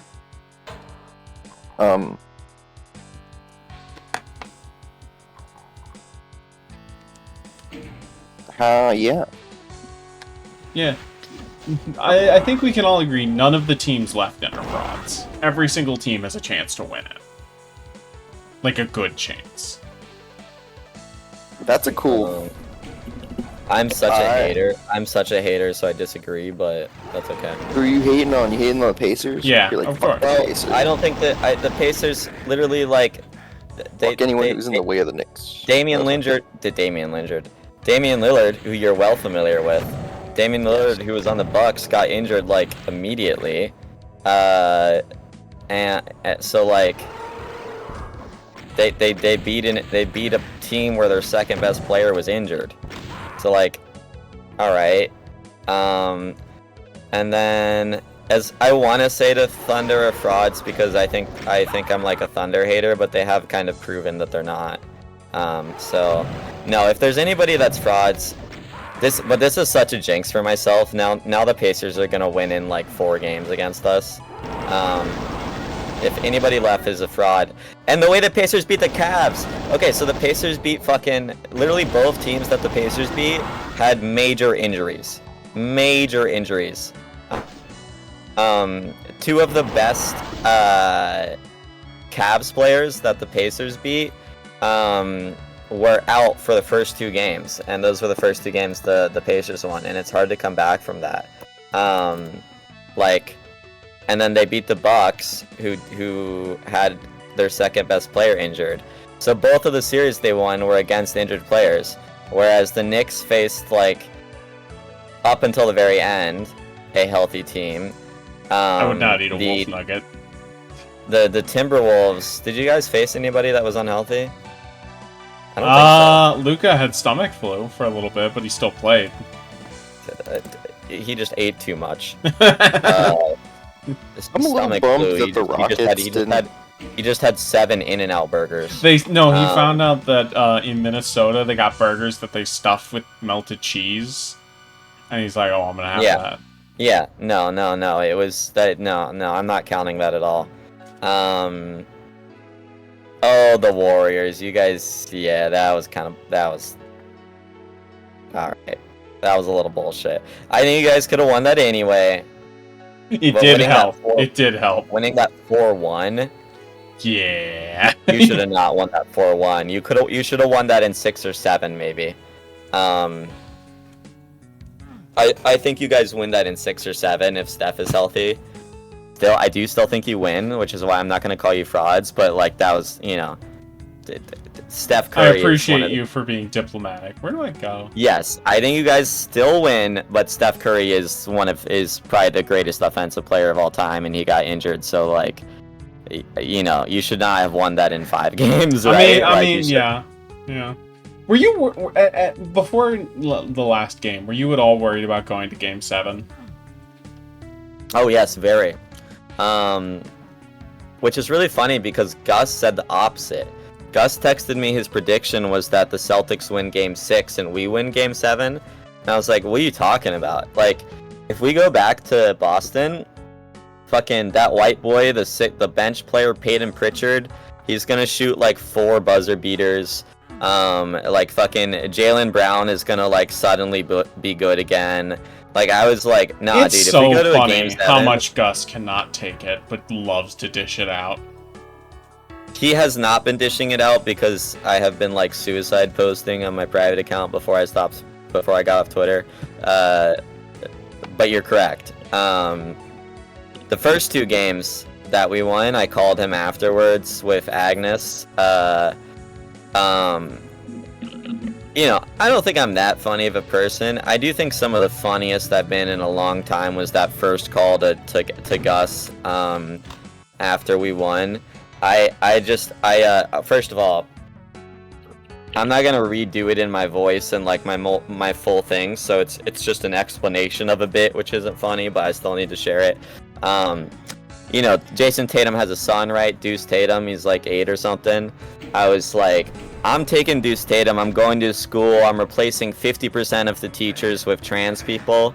75% of Deuce Tatum's classes are now sex ed. I'm sending Jaylen Brown Hebrew texts. Did you see that they took down the Superman ad? Yeah. They took down this. I was like, I'm sending it because Jaylen Brown's like secretly Hotep. I was like, I'm sending Jaylen Brown texts in like Hebrew that like say I'm coming for you to make him schizophrenic. I'm using my mind to focus on Rape Zingas to explode his knees. I just like kept going on. Oh, Rape Zingas. I came up with Rape Zingas. I'm very proud of Rape Zingas. To be clear for the listeners, Porzingis, the player I'm referring to, is a rapist. So this is not just me. Oh, well. Yeah, no. So let me clarify a bit. That's not just me being kind of like, cheeky. Porzingis did rape somebody, so I'm allowed to call him Rape Zingas. Good to know. He earned the title. He earned the title. So yeah, I believe that you're. I can't. Some people disagree, but I believe that you're allowed to like make fun of the appearance of like a Nazi or something. People will love to be like, don't fat shame. A Nazi, call them something else or whatever. It's the same thing here. I think I'm allowed to call Porzingis Rape Zingas. I think if anything, it.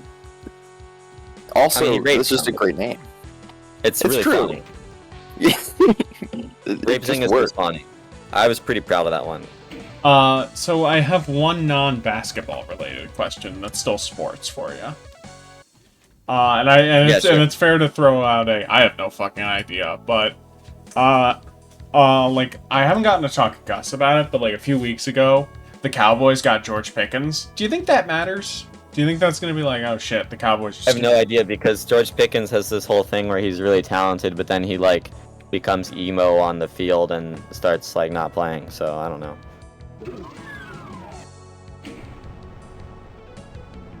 Yeah, that sounds great. You know about that, right? Yeah. He quits on his team. And he also starts fights. He starts fights and he quits on his teams. Okay. So we're not finishing this level this stream. No fucking way. For context, the level that I just started is roughly 2 hours long. If you know what you're doing, it is. It is one of the. It's a really good level. I don't know if it quite fits in given the structure of every other map in Eviternity, but this is a really cool level. Yeah, it's a Dehydration's name. Is this Yes. the one? Yeah. Set to maybe the best song of the lot.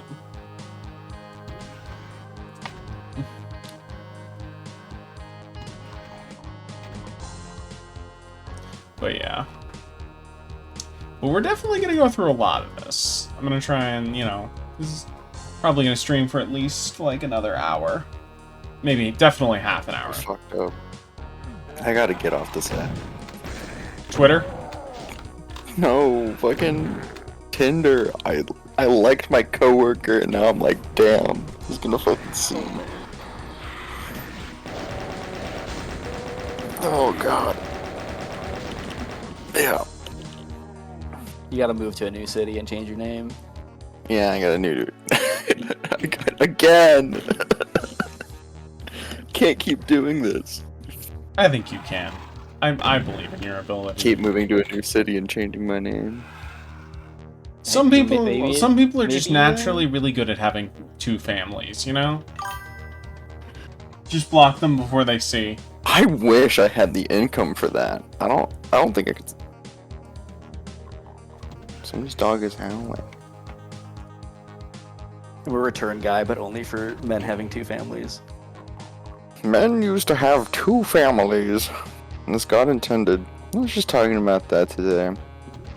About how the American dream is and should be just having enough property to keep a bunch of broken down cars on and mistreating a woman. Yeah. Like this is No, this is my God-given like right. when you look like it used to be horses, but it's still the same principle. A bunch of land, right. and the ability to do whatever you want.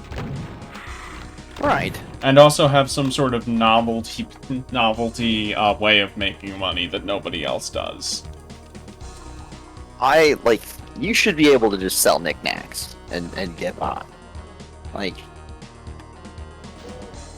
there's no room for knickknack paddywhacking anymore, It's like, You gotta give the dog too many bones. let's give the dog some bones.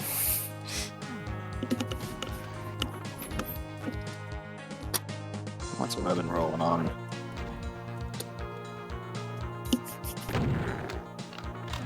But it's gonna be one of those awkward conversations. I feel like, I don't know. It's also the coworker that I flirt with, so I'm like, Oh, baggage. what? Well, there's like No, Yeah, it's just a bad decision. I Yeah. think. I think I just have to. Chill What do you on do if you match with them? it. Make jokes and then. Immediately diffuse. Yeah, right. Yeah.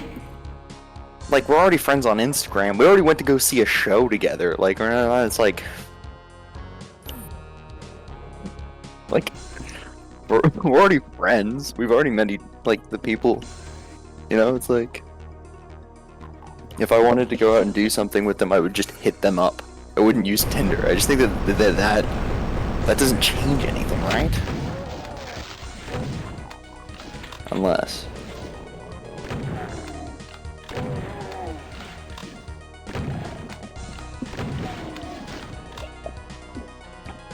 I'm sorry, you're stuck with the worst app of all time. Because I was like, oh, Twitter. And it's like, oh, the somehow worst T app.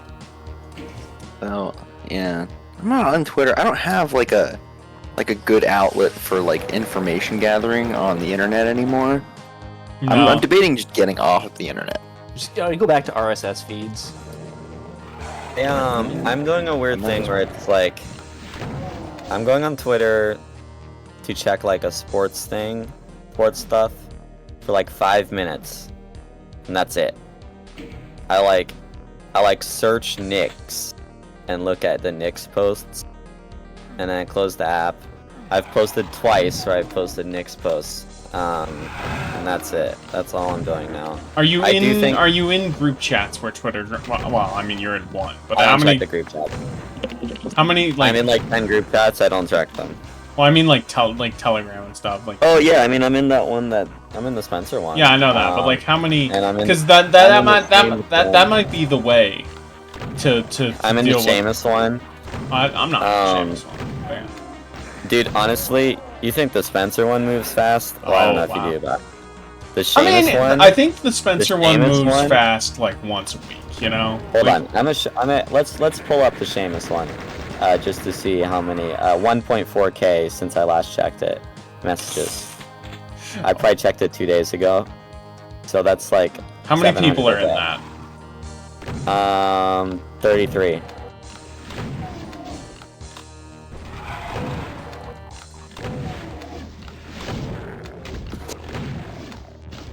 It's a lot. Actually, that's not a lot. That's not a lot at all. No, 33 for having like 1,000 messages a day is not a lot. Yeah, no, that's crazy.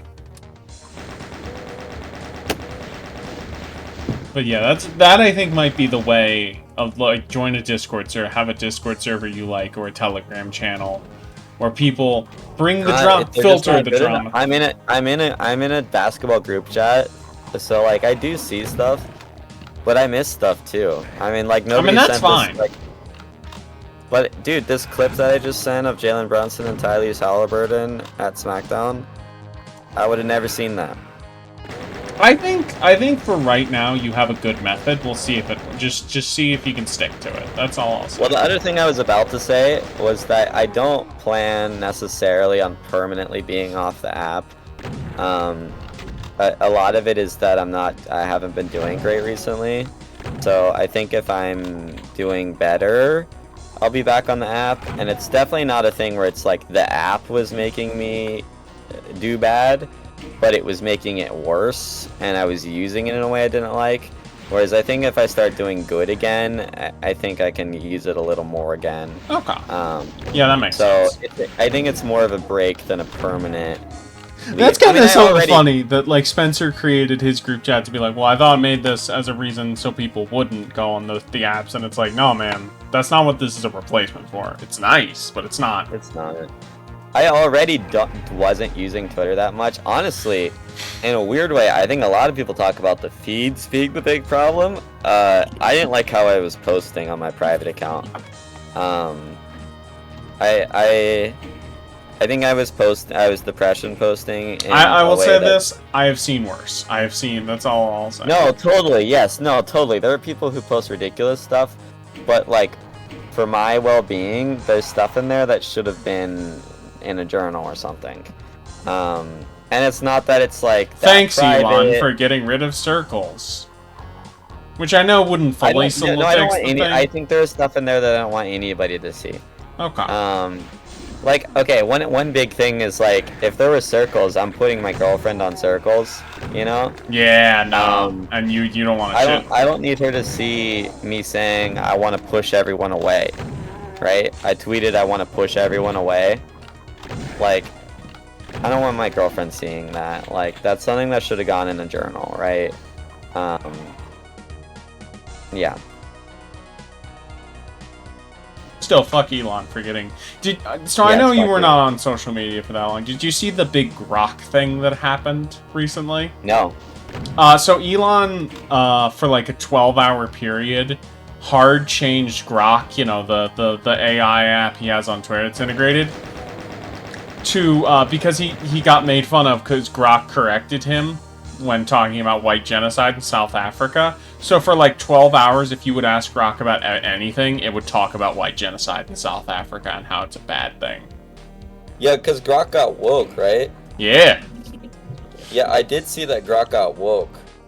And then he was like, this was an anonymous employee who made a change. This wasn't recent. Back when I was using the app, like a couple weeks ago, I saw somebody like ask Grok, like, you know, why do you like post these opinions or whatever? And it was like, well, as I've become smarter over time, my opinions have become less reactionary. And I was like, what the fuck?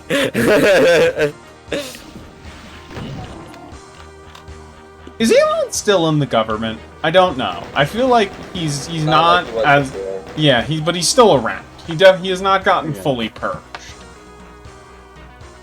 Like Elon has not even gotten to where Bannon was by like 6 months into Trump term 1. Which is what a lot of people were hoping for. Well, I kind of thought this would happen. I thought the burnout would be like, I thought the what's the term? The like the fallout. Yes, would have been like a blow up, but it seems more like a slow sizzle decline. Like he's still there, he's still doing stuff, but every day he's like less important. Yeah, he's getting pulled back to Tesla and also being allowed to step back without like embarrassingly publicly like stepping down or whatever. Yeah, no, he's moving on It's just to. happening super slow. But there also hasn't been a break. There hasn't been an Elon disavows Trump yet. No, I mean I would expect the other way around first. Well, yes, but Yeah, who's gonna crash out first is it's a great little thought experiment.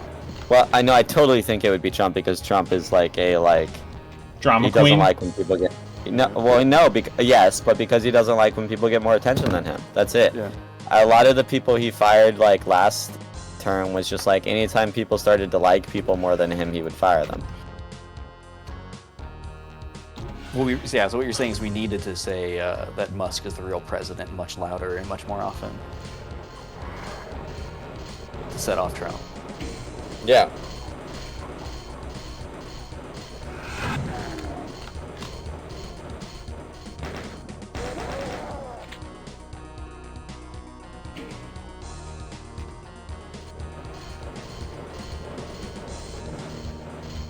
Trying to think if there's anything else that happened on social media that I feel like I can at least like, hey, here's what you missed.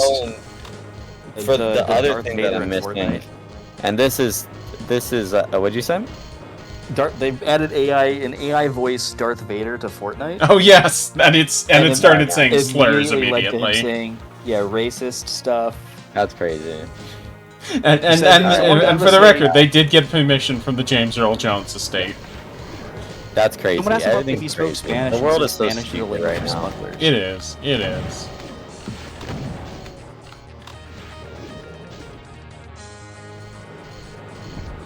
Not like Yeah, no, the other thing, this is more embarrassing than sports Twitter's something that I check on.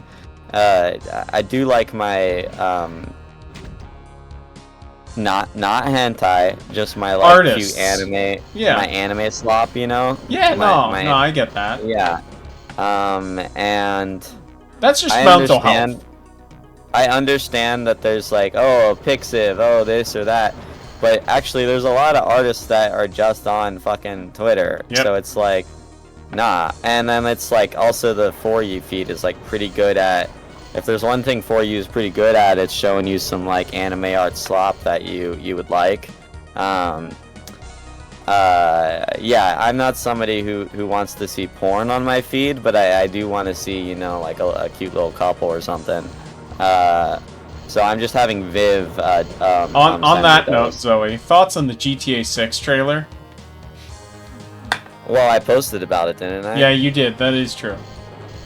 Yeah, I mean, you know how Spencer talks about Nier Automata? Yeah. Where he's like, I can't play it because I just. Oh, I have get a bricked video to up. show you about this afterwards, but yes. Yeah, he's like, I played and I just get bricked up because I keep looking at 2B's ass. That's gonna be me with GTA. I'm so excited to see so many Latinas again in a video game. It's gonna make Brazilian Hatsune Miku look like nothing. You're just gonna be squatting behind NPCs, just like following them. Just like No, because I'm so I mean, it may be false dignity, but I do have some sort of dignity, so it's, you know, right. I'm not the type of person to install a sex mod or something. So I'm gonna play in the exact way that seems like I don't care, but it is what I care about. You're here to appreciate the love story with the Latina. Yeah. The guy's really hot. Yeah. Yeah, he is. It's nice that they're making a Grand Theft Auto game where you kind of like the protagonists. I guess that's something they're taking from Red Dead Redemption 2. Bailey, do you know Bailey? I think so. There's a lot of Baileys. She's an artist, so she's like pretty big, I guess, on Twitter. I'll find her. She was talking about, and then she got like quote tweeted to death with people angry about how like this is a like, even as somebody who like kind of appreciated GTA 5, she's excited to have likable GTA characters again. And people got really mad at her. Because wasn't the main forecast kind of also just a bunch of asshole losers as well? No, Nico's supposed to be like a likable. Yeah, like, fair. like, I haven't likable played 4 character. enough to know. But yeah, no, there's the friends and stuff are made to be. I just know that like 4 is kind of the root of modern Rockstar tone, and like that has a big. 4 is effect. very self-serious. Yes. But then like all of your friends are super brash and over the top. Like is it Barry or something like that. There's like a broy guy who gives you a. It is Just like on roids constantly. I get why they're doing this, but it is a little lame that like it's just the same 3 cities every time. We're just doing them on loop. Like the next one's gonna be New York again. Yeah. And I get why, and I don't even think they're wrong to do it, but it is a little lame. It's something Well, where a like, lot they of kinda it, get away from it 'cause I of heard a the- pretty good explanation of it. A lot of it is like, so they have to shrink the cities, right? And it has to be like pretty drivable. So like the idea of like driving between different parts of the cities needs to make sense. And it's like that's why they can't do Atlanta, right? Yeah. Like Atlanta doesn't make sense because like all the interesting parts of Atlanta are like 30 miles apart from each other, you know? And I know they shrink the cities anyway, obviously, but like it would feel weird. Well, yeah. I don't know. And you do want something with like a coastline so you can like have Oh some yeah, that's variety the in vehicles. yes. In that same tweet, I believe they mentioned the coastline thing. But like you could do Chicago. Chicago is the one. Did you just see the same tweet as me or something? No, I'm pretty much off. That has there. been something people Gotcha, have been okay. wanting Well, since Chicago is the one 2008. that everybody in the comments was like, Chicago would work. It doesn't have a beach, but I am kind of surprised. Like, you know what would be like the smart No, it's thing? not about the beach. It's about driving past the water. Yeah. You know what would be the smart thing to do as like an expansion next time they do LA, Pittsburgh. or if we're, well, yes, but doing like no, fuck you, we're in Vegas. Oh, I would Dead kind Rising of. too. Oh, dude. All right, hot take. You know what'd be better than Vegas is time period. Atlantic City. Fucking. What'd you say? Atlantic City. Yes, time period Atlantic City, like height of Atlantic City, Yeah, because it's well, so seedy. It's seedy. that's probably more Mafia than GTA, but yes, that would be a good decision to do. Las Vegas is like all mafia. What are you talking about? No, I mean like the Mafia series. Oh, sure. Like that, They could get a lot of, like, they points like for their London. period piece games, whereas Rockstar, I feel like, is kind of taught. Fuck it, their next game is $2 billion Chinatown War remake in 3D. Be dope. I would love another Triad game. Sleeping Dogs is so cool. Yeah, I mean you can just do it. Well, I was gonna say you can just do it to make China money, but I don't know how the regulation stuff for that would work and selling it to a Chinese audience. Hong Maybe Kong the would be Sleeping Dogs movie will do fantastic. so well they'll make a Hong sequel. Kong would be great for GTA. Yeah, or Singapore. GTA Hong Kong 1996. Yeah, that'd be sick. I guess it doesn't make sense for GTA though. Yeah, no. Because GTA is all about Americans are fat and stupid to an extent. Which is Except not, for the one time they went to London. when was that? That was Grand Theft GTA London 1969. It was like is that the second? GTA game. Oh, yeah, that's the pre-3. That counts less Yeah. than Street Fighter 1 does. I'm saying they could get a lot of points for doing next game is London, and to get all the nostalgia points for anyone who remembers that. Okay, so 5 people. Yeah, I'm one of them though. You know, throw me a bone.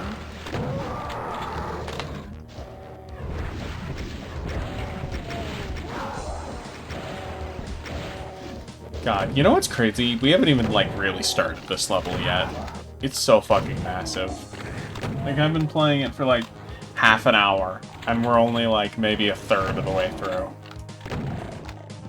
What I'm interested in with GTA is also seeing what the writing looks like in a post-Dan Houser world. When did he leave? Before it started, pretty much. Oh, okay. So, like, this is their first game without him as, like, a lead writer. So he was on Redemption 2. Yeah, he was on Redemption 2. Yeah, that'll be interesting. It's like to see how much, because like they seem to be going for maybe a little more serious with their characters this time, and it's like, are we gonna find out that some of the juvenile humor was him? Well, I don't know, I because feel like they have to keep in some of it. I mean, it is a GTA game. They might be trying to like. I felt like this one was more like, in a weird way, campy. I don't know. The trailer felt a little discouraging. I'll be honest. Like, it was cool. It looks great. But I feel like, dialogue-wise, I feel like it's going to have the cyberpunk issue of just like. well, yeah, I mean, once Being, you make like, a game, you gotta turn. yeah, once you make a game big enough, you're just gonna be stepping over yourself a lot of the time. So that is a problem that Cyberpunk faced. Also, check that he left in 2020, which is when this game started development. So yeah, it's a post-Hauser game. I mean, I'm excited to see what's up. Yeah, no, I mean it's the most expensive game there might ever be given the state of the industry. So who knows what it's gonna look like. Are we doing tariffs? Do we like know yet? Have they been implemented? What's going on with that? Places are already charging for them already, at least. Okay. Like, if you go on AliExpress, everything listed is like, by the way, there's this extra charge after you order.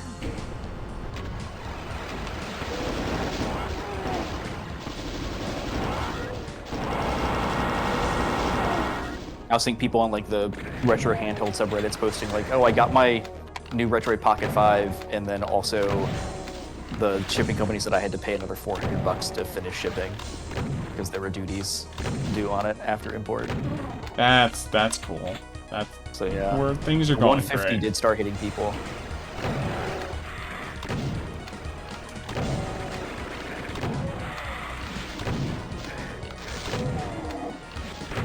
Although I think it's lowered to 30 now.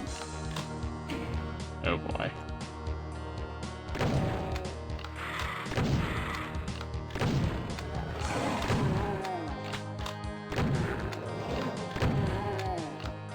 That's good armor, but I need some more health.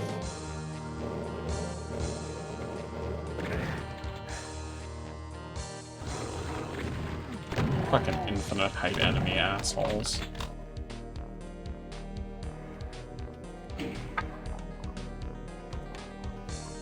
Ugh.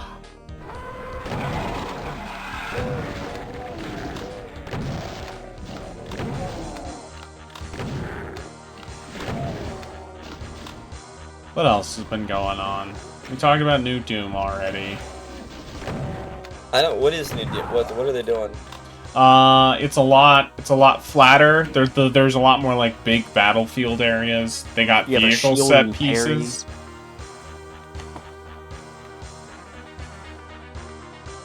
It's a very much we are going in a different direction. We are not building on the direction Eternal went from 2016. We're going in a whole new way, which is kind of cool, but I respect Does them it for feel like not. Dynasty Warriors a little bit? Yeah, it is kind of in that just you're fighting mobs. You're fighting just massive fucking crowds of enemies.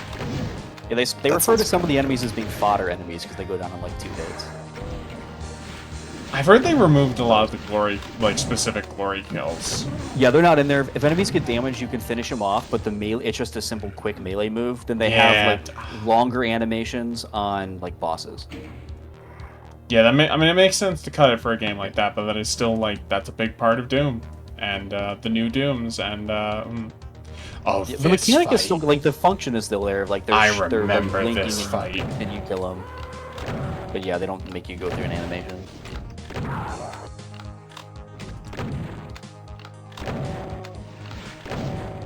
You can also like use your shield charge, shield dash move to do those as well, so like you can do even faster.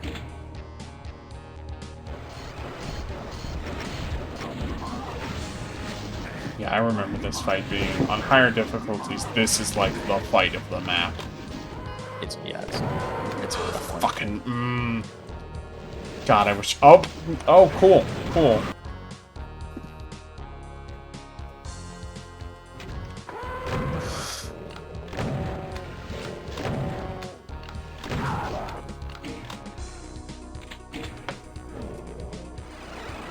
I think the key is just like stand my ground and just rocket spam to try and control the arena.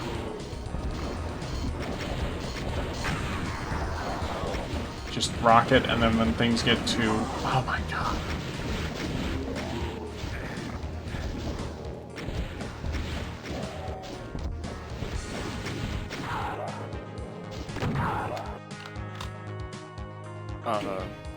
You ever heard of like the movie theater format Screen X? No, what the hell is that?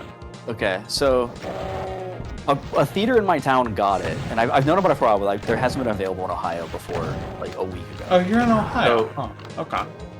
So Screen X is like they project on the, they have screens on the left and right walls of the theater, and they project on the left and right walls as well as the center wall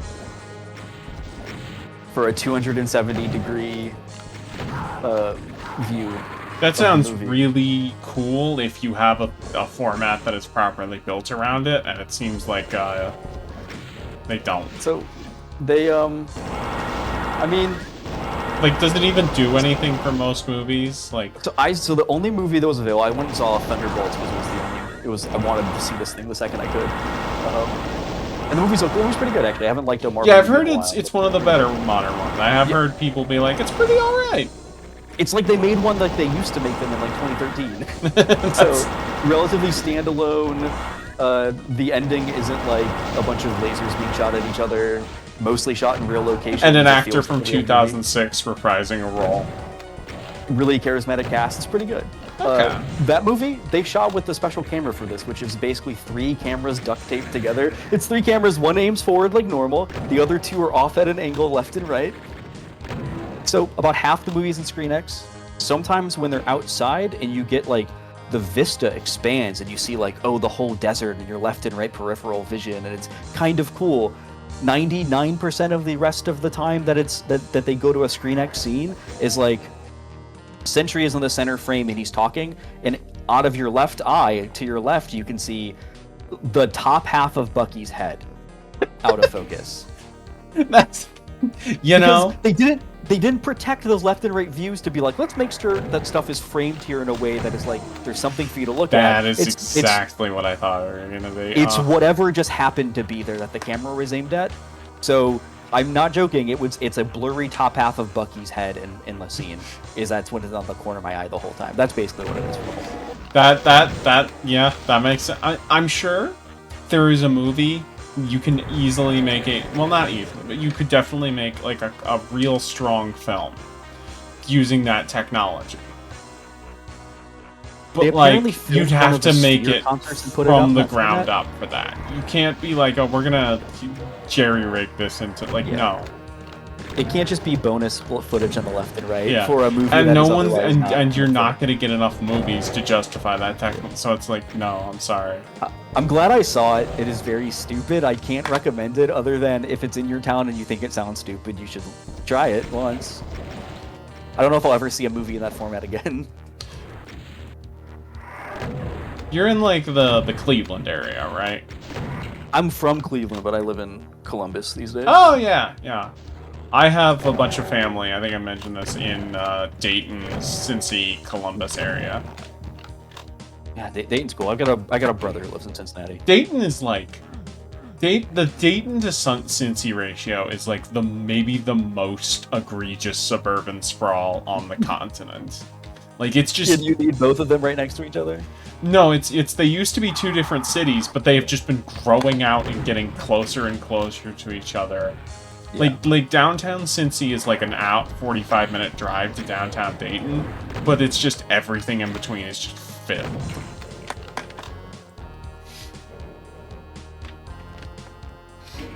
There's also the statue of Touchdown Jesus, which is this like big statue of Jesus that is standing out, like painted white, and like it's in a fountain, and it's like 30 feet tall at least, with his chest up and his arms raised out. When that church built it, it got struck by lightning like 4 times. Ooh, I haven't heard of this. Sick. Yeah, you can see it right, or at least you could. I don't know, but it's right on I-75, so...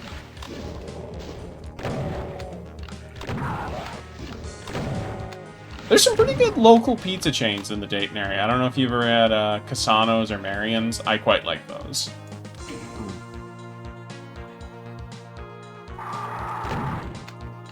They've also, I'm assuming you have a La Rosa's out there. They're pretty good.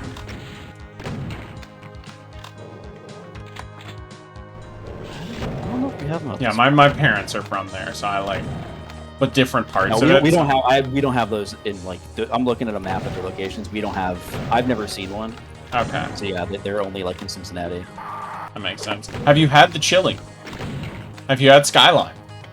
No, because I have very strong eyes? opinions about chili on pasta. You have eyes and can tell that, Yeah. like, that is, like, no. I'm familiar with it. I've avoided it very specifically my entire life, though. What's up with the chili? Oh, he doesn't know. Bolognese, basically. It's a Let me, meat yeah, sauce. let me, no, you just need a picture. Hold on. Yeah. Oh, I think I've heard of this. Is this where they put the chili over the pasta? Let me get you like a picture. I would eat that. Yeah, this I would is, hit. This is what they call chili in Ohio.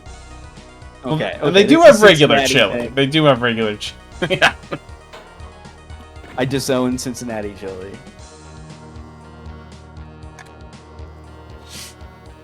We It's have not the dish of my people. Are you a sports guy at all, Branson? No. Or Brandon? Hockey pretty much is the only sport I follow. Interesting. This is whack. I mean, Yeah. is that oyster crackers? I believe so. I think that might Fresh be. onions? Yes. Ah, dude. It does not smell very good. I will say that. Dude. That shit will not make you smell good, is what happens. And that shit's gonna have you fucking... That shit's gonna get you kicked out of whatever establishment you're in. It's not Yeah, right. no. They're just doing wrong by chili. Now the real Ohio There's Eats nothing is, more American than just putting cheese and meat sauce on stuff. I mean, I guess. I don't The know. real Ohio dish is the Polish boy in Cleveland. That's the. I have not had that. What? It's a sausage with. What is it? Is it kielbasa? Coleslaw. Yeah, it's a kielbasa Oh with yeah. coleslaw and barbecue sauce and French fries on it. I have been in this level for over an hour, playing it at a pretty regular pace, and I have not gotten a single key yet. I don't make them. Kentucky Fried Wolf, would you bring it to? Let me see. Oh, Zoe, Yeah. do you still have the videos or any surviving footage of that one museum you went to in northwestern Ohio? Oh, with the like, yeah, I definitely do. That thread should still be up. Okay, It's closed, isn't it? I don't know. I remember it was gonna close, and then there was like a petition to keep it open, but I don't know if it survived. It's Marvin's Marvelous Something. So you know, like, you know how like, Yeah, like they closed it. they This was have a in big like deal. the Like yeah. the mayor closed it.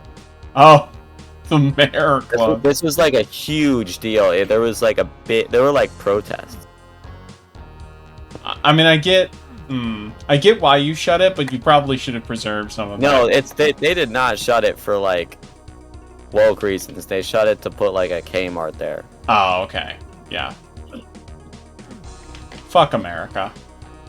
Yeah, no, this was not a like woke thing. This was like a we want this for real estate. What was it? The most insane thing you will ever see in your life. Really? Alright, so I'm gonna send you the original post, and then I made a quote that was like everything else afterwards that I saw. So here's the first one I made, and then I made a thread of like some of the other stuff that I. And this I is saw. this is in Ohio. This is in Ohio from like 2 years ago. Or not 2 years ago. It's been 3 years.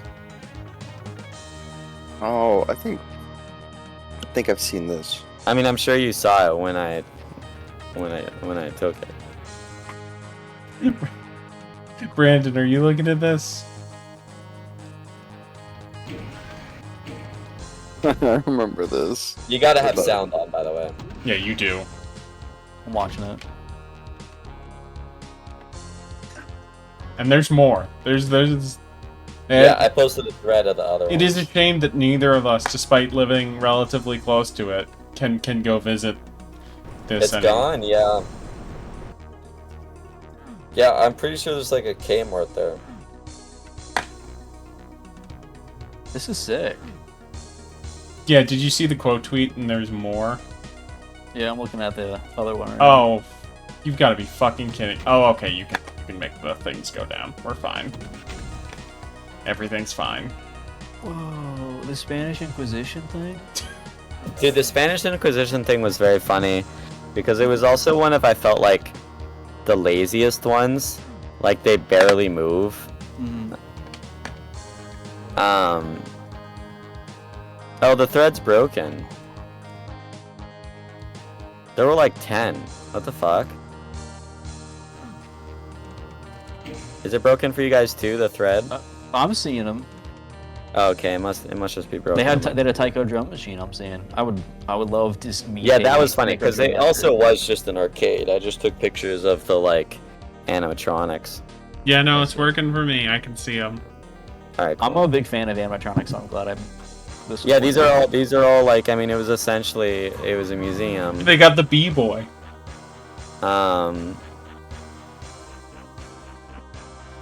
Yeah, and then they also just had like. Oh, it's in random Michigan. music. Okay, my apologies to Yeah, it was to 'cause we were Ohio there to for- putting the sins of the Wolverines. Did I get confused? I get my Detroit trip and my Ohio I think this trip. was during the Detroit trip. I think that's what this was. Yeah, I get those trips confused. But I know you also. Oh wait. So they have a website still. Do they just have a different location now? I hope so.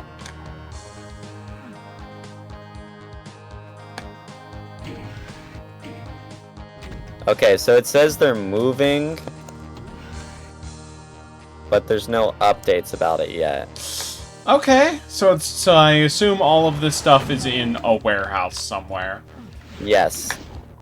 As opposed to like it being gone forever. Okay, that's something. Oh, I see what I have to do now. Oh no, it looks like. Is it still there? Or at this new place? It's crazy having like floor switches that do stuff like this. This is pretty impressive. Yeah. Okay. So they Yeah, say this they're one's not just moving long. It's like super complex too. Which is that really in awesome. February, which is now quite a while ago. February, March, April, May. So like 3 months ago they said they're moving, and then there's been not a single update on their social media since then. So I feel like it'll eventually happen. Yeah, we'll but check back again in a couple months. It was run by like one guy, so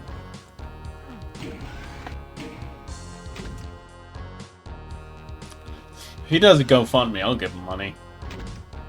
Give him $20 for his. so they secured a new. Could you, Zoe, I post see. the You link go- to this alright, in the here we go, Twitch here we go, chat here we so go. they have an idea of what we're talking Owner. What's up? Could you post the link to the main thread in the Twitch chat? Yeah, totally. Actually, I can do that. You got it. Yeah, I got it. I'll just... Okay, so I have a better update. He says late summer.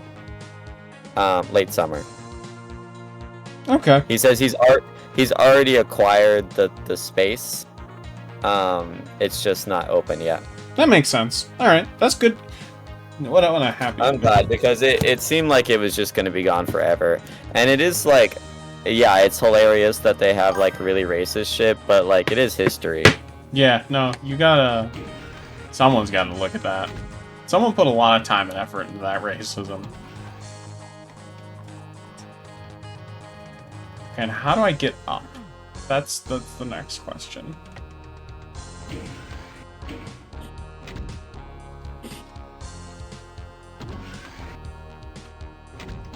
Because this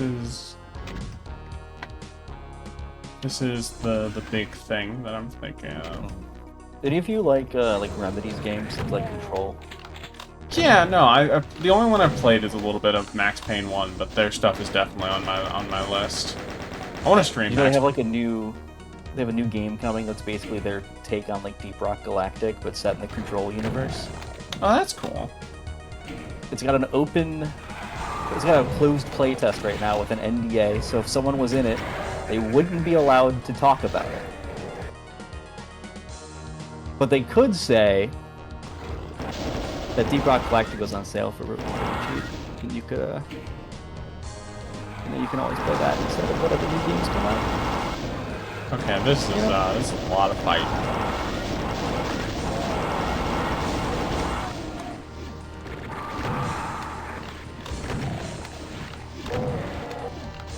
Okay, Chain Gunner is down.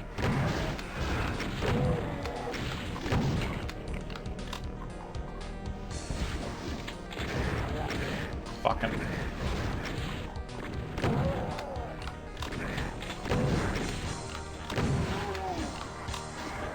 I love the effort for like the short-term gag that you get. In what? The mechanical marvels. Oh yeah. Well, in like 1930, this was the most. It was either this or pinball. Well, I guess you could go to the movies, but like for a museum type thing, this was the most impressive thing you could have. So you got to put a lot of work into it.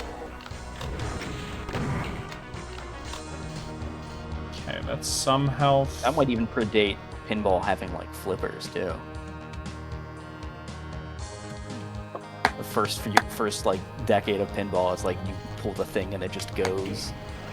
Oh, it's just pachinko?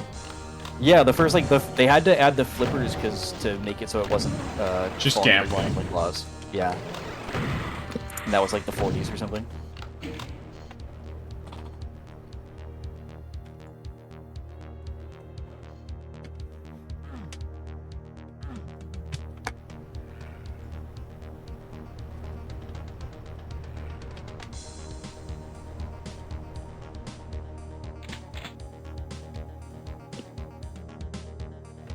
God, this level's so fucking crazy.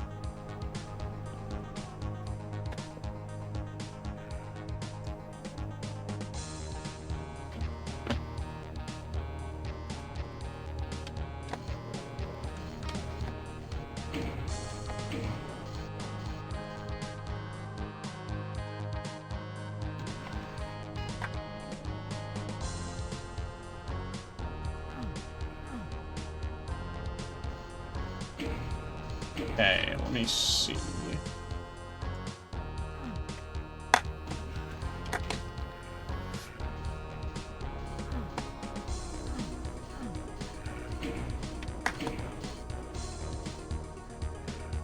Okay, let me keep going. Oh, it's... Oh, I... How do I get up there?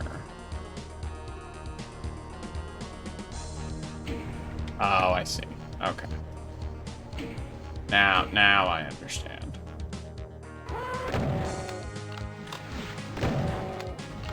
Just kill this asshole first.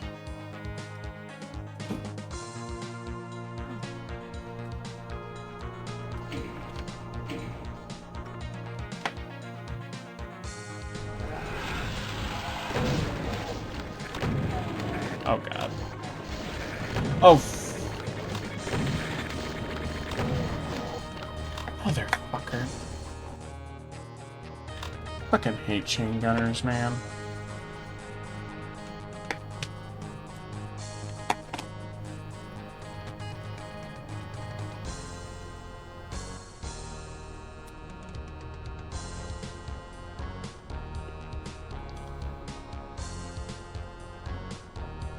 So Zoe, I have a basketball question for you. Yeah. Looking at it, like more neutrally, would you say that this was a like in general for the NBA a better overall season? Ooh, that's tough. Purely because of less injuries, yes. We had one of the most injured seasons of all time than last year. Biggest flaw with this season was how much better the West was than the East. That is very apparent this year. I mean, like, I'm looking at, like, the scores right now, the regular season scores right now, right? Like, okay, so, like, the third best team, or, like, what's a good one? Hold on, give me a second. I got you. Okay, so, like, the sixth best team in the East was the Pistons, and they won, like, 27 games. And the sixth best team in the West was the Timberwolves, and they won 33 games, right? Like, it was like the West was just like clearly better than the East. And like if you're talking about title contenders, like West, I could see Thunder winning. I could see the Lakers theoretically could have figured it out. Nuggets could have won. Clippers probably should have won. Timberwolves could win. Warriors healthy could have won. In the East, it's like Cavs, Celtics, Knicks, Pacers. That's it. Yeah. Yeah, wasn't there like an 8... And even the Pacers, I don't see. Actually, wasn't there I would like say Cavs, right before the Celtics. playoffs, like a 4-way tie for 4th place in the West? Yes. Yeah, I'm gonna amend my statement. Actually, the only team I think I would confidently be like could face up against one of the better Western Conference teams is the Cavs and the Celtics. I'm not even gonna include the Knicks. I think if the Knicks win against any of the Western teams that are left, that's like a miracle. I appreciate your humility. Although you might just be saying that not to, you know, get bad vibes and fuck it up. But who knows? I'm just being honest. That's fair. I appreciate that. Jesus. This map is so fucking big.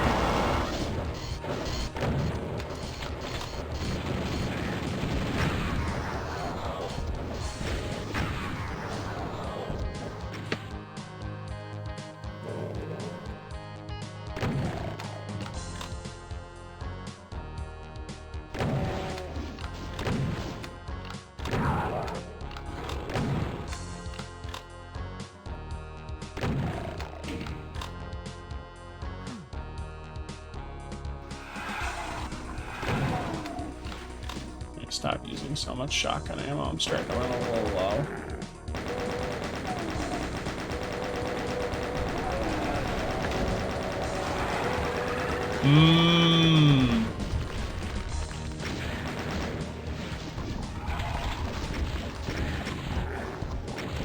God, I wish I had a BFG right now.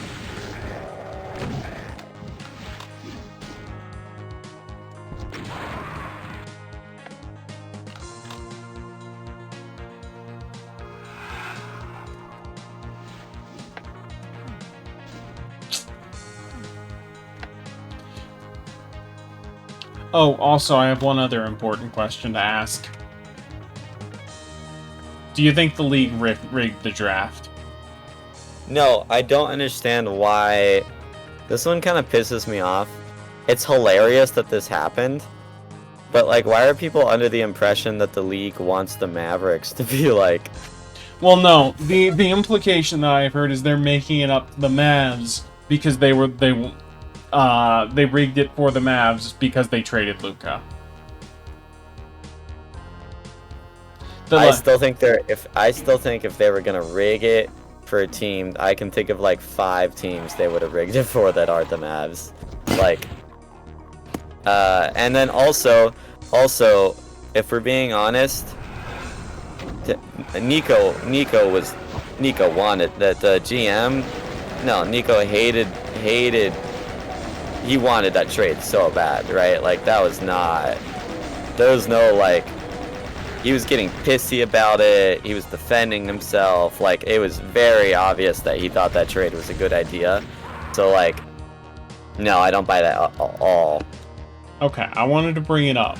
I will say the one thing that does give like I don't buy credence that even like in a like fun maybe way.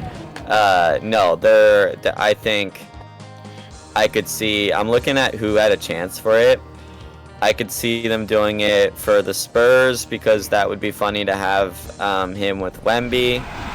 I could see them doing it for Philly because that's a big market and Embiid has been not great. I could see them doing it for Brooklyn because big market. I could see them Brooklyn doing does that fucking for need Portland. it. Have the Nets ever been I could good? see them doing it. There's so many teams I could see them doing it for over Dallas. And I don't believe that Nico didn't actually want to do that trade, so no.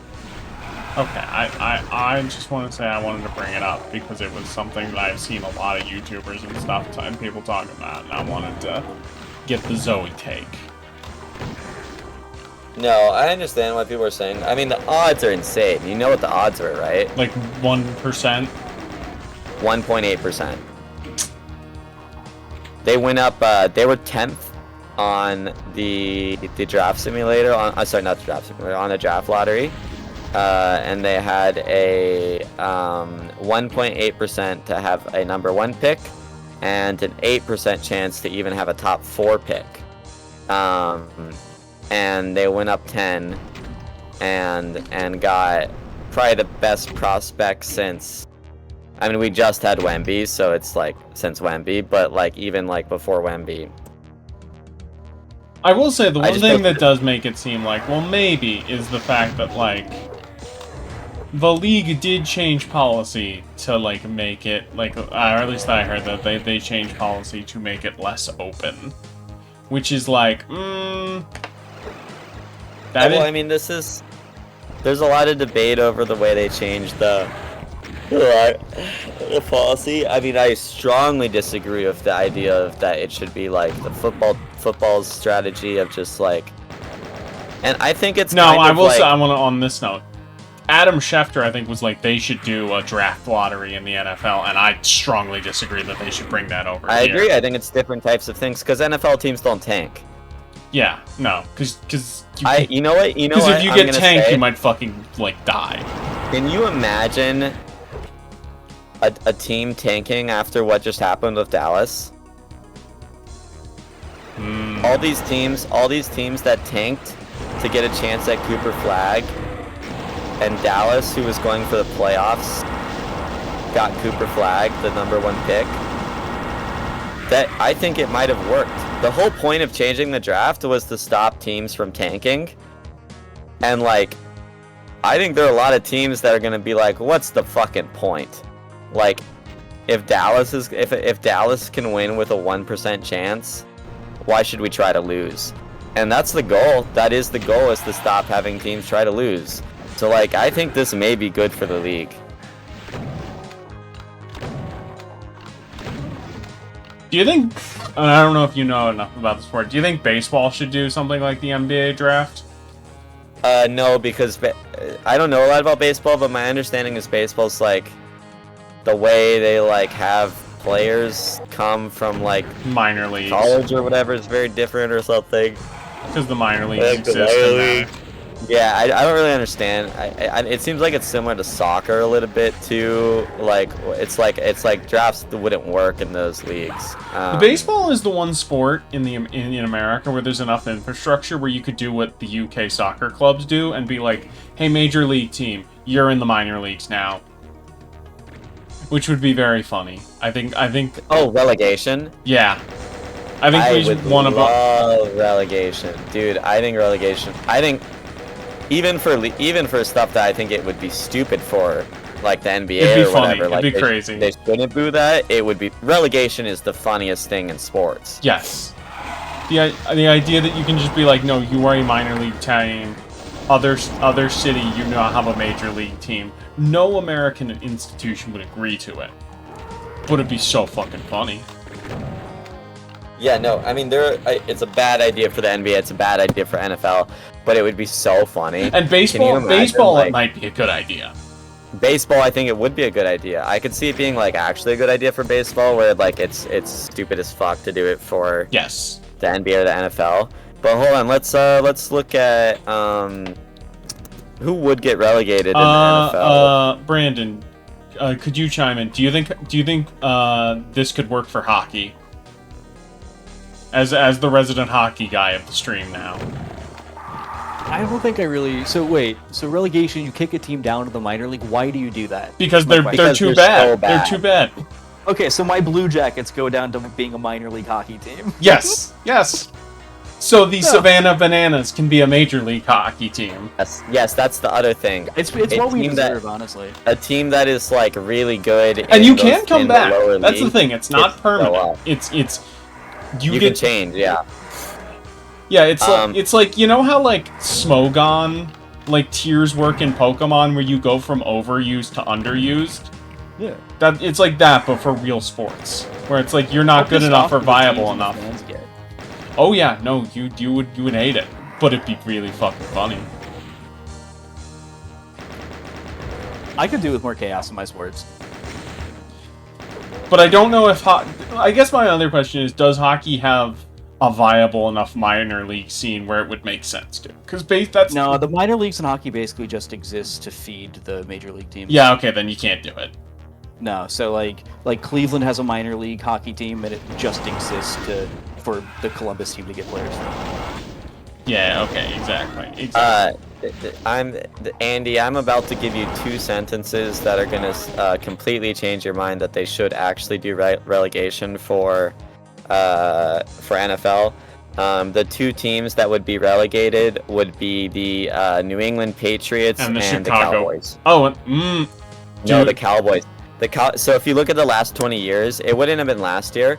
The last 20 years, actually, the worst team as far as win-loss for the last 20 years is or one of the.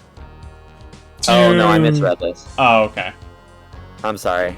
Oh.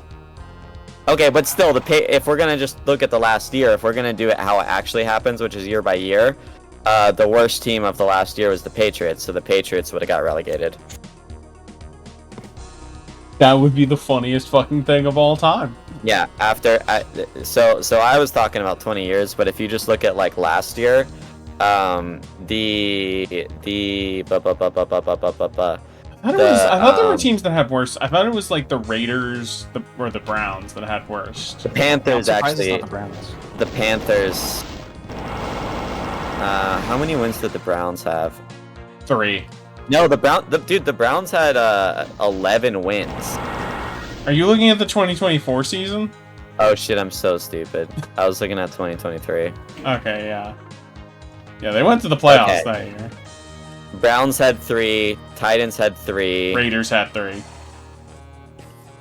Giants had 3. It was so fucking Bears fun. would have been safe. Bears would have been safe. Yeah, because So, thank God we beat the Packers. It would have been. It would, depending on how many teams they relegate. You know, they decide that. In order of win rate, it would have been Browns, followed by Titans, followed by Patriots, followed by Raiders. God, could Followed you by imagine if you got to look at a fucking major league team owner in the face and be like, your asset that you spent billions on is now worth tens of millions at most now. Like, imagine, dude. That might actually work for baseball, though. Yeah, no. Yeah, baseball, because the minor leagues are real. Well, with yeah, you baseball. talk about. I mean, also like Savannah Bananas. You mentioned like, they're not actually good, I guess, are they? I don't know. I just bring them up because they're the team I know and are funny. Dude, it's so funny. I'm from Savannah, right? So, I watched the team that was before. The Bananas are like a rebrand. They Yeah. used to be the Sand Gnats. Our current Um, team is the Tin Caps. They used to be the Wizards.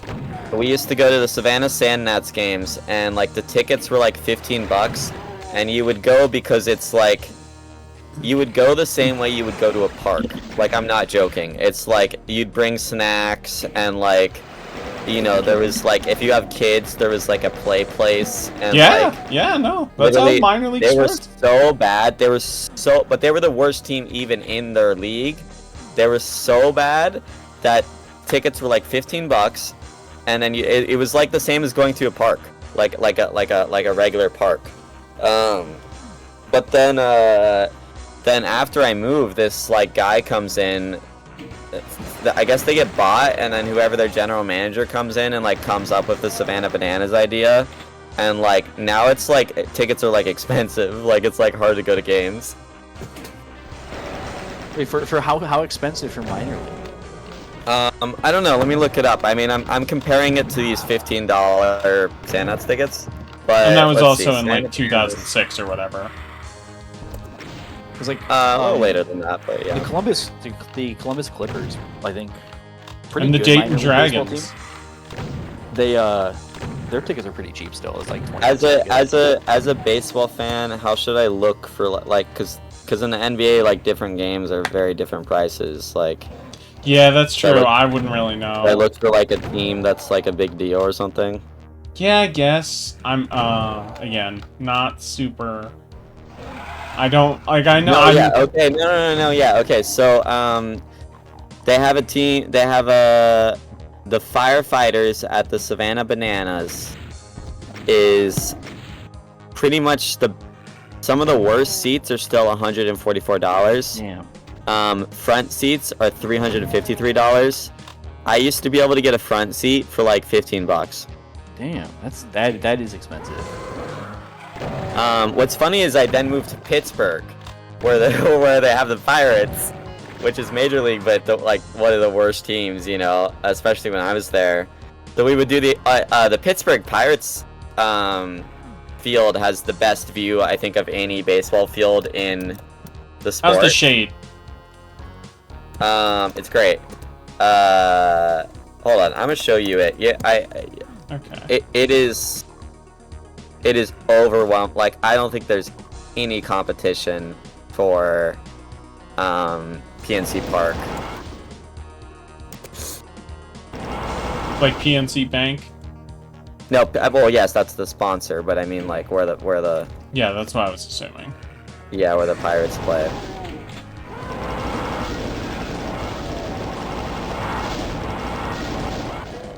These pictures don't show it, but there's a river in between, Oh, that is. so you can see the river. So the only thing you don't see in this is you don't see that there's a river where that bridge is. So you can see the water.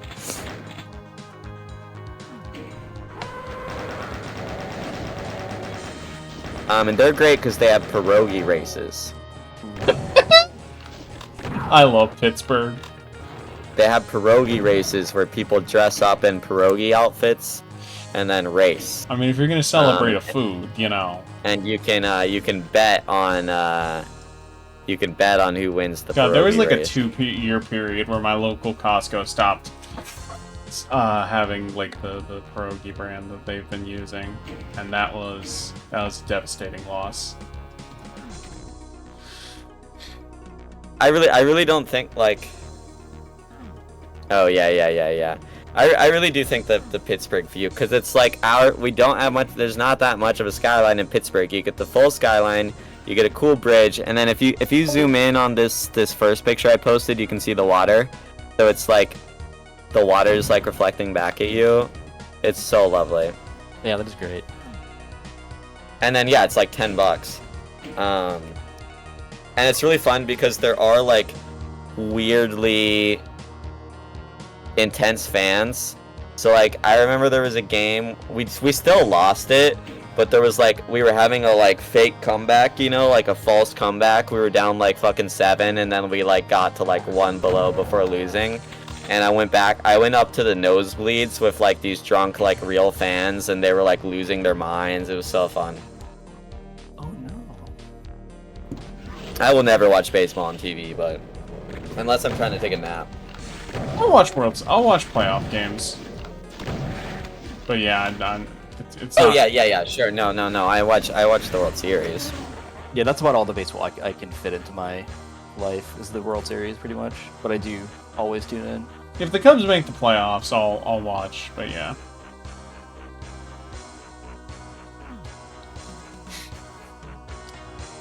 No, I'll kind of watch like at least the World Series World season. I'll watch it, like the last one, because they can be pretty fun.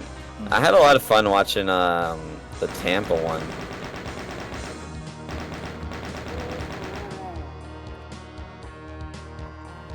Poor Rays, they're getting moved soon, right?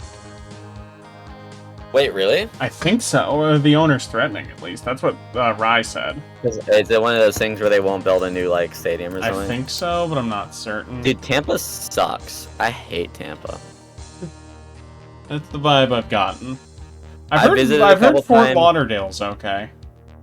Well, Fort Lauderdale, the funny thing about Fort Lauderdale is like, so Miami's like over, right? Miami used to be cool and now it sucks.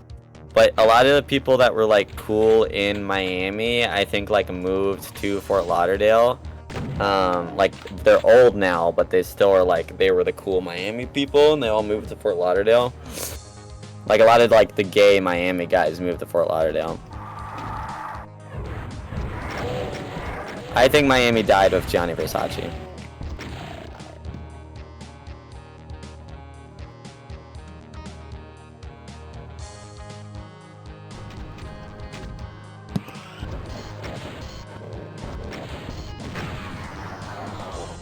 Thank God.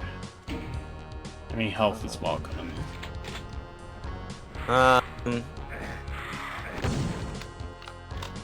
No, it seems like. So actually, the owner is not threatening. He's saying he wouldn't do it. It seems like it's one of those things where it's like The city.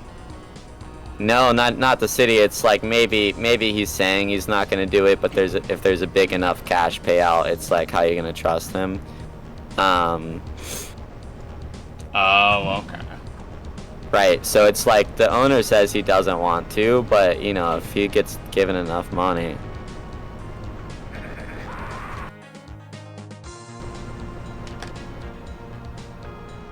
Yeah, so they're saying the chances he sells have never been higher, but publicly he's saying he doesn't want to sell. Wink, wink, nudge, nudge. I think that makes sense. It's like if you're a rich guy, like unless you're like really fucking obsessed with the team, like you can kind of do the good guy thing and be like, no, I really don't want to move, but then somebody offers you $1 trillion and you're like, well, all right.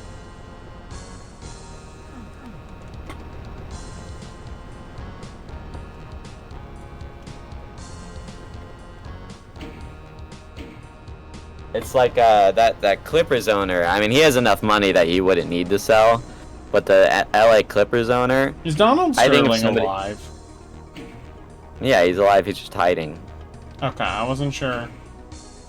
The LA Clippers owner, if he was, I genuinely believe if he suddenly became destitute and somebody offered to buy the team, he wouldn't sell. You know what I mean?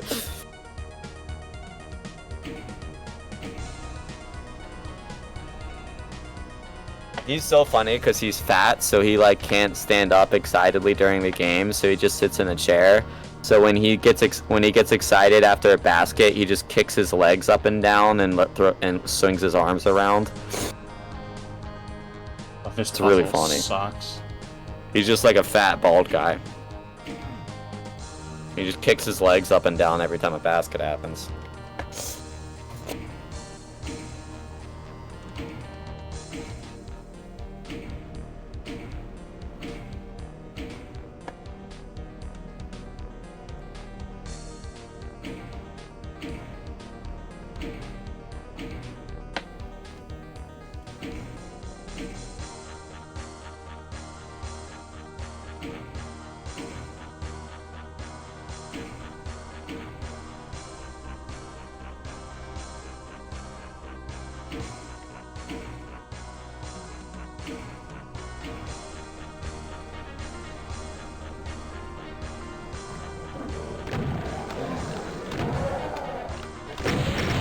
Oh, that's always good.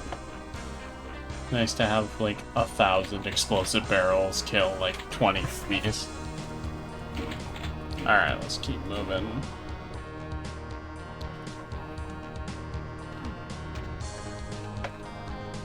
Still no keys. Oh my fucking god.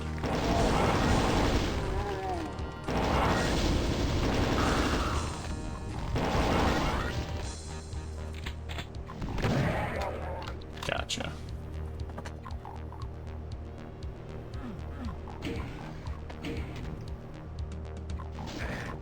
Who's shooting me? Ah.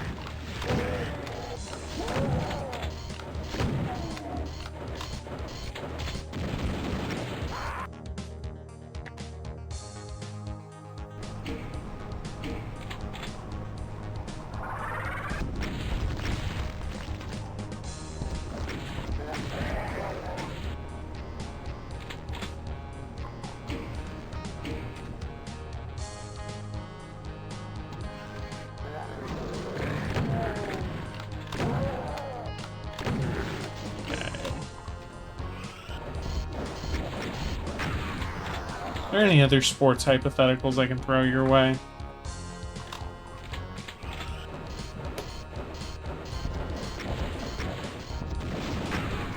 Oh, Branson, are you following the, or Brandon, sorry, are you following the hockey playoffs? Because I think that's happening. Yeah, Winnipeg's facing Dallas right now. I'm invested in this one because I decided years ago that Winnipeg is my team for whenever the Blue Jackets inevitably don't make the playoffs each year. Not wrong with having a kind of arbitrary choice for second favorite team.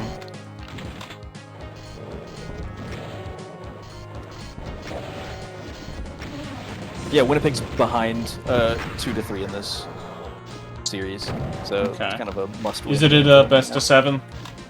Yeah. Okay.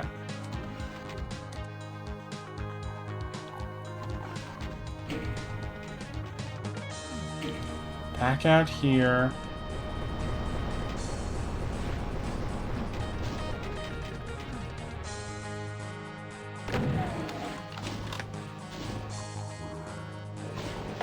Almost at the second red suit. Don't want to do that. Oh my god. Because my team's never actually going to do well because I want to say we have the lowest salary in the league because our owners just won't like pay for people. Oh yeah, that always sucks. They're purposefully they're like it's below like the they had to get permission at one point to be lower than the lowest limit you're allowed. So Alright, I'm not going to finish this level not tonight, investing. and we've gone through plenty of it. I think this is a good place to call it for the stream. I will finish the rest of this level. Oh. I will finish the rest of this level next week, and then probably the episode. Don't know if we'll start the next episode, but yeah. Anyway, thank you all for stopping by. I will be back sometime Monday or Tuesday night. It depends on when people are available. Until next time, bye-bye.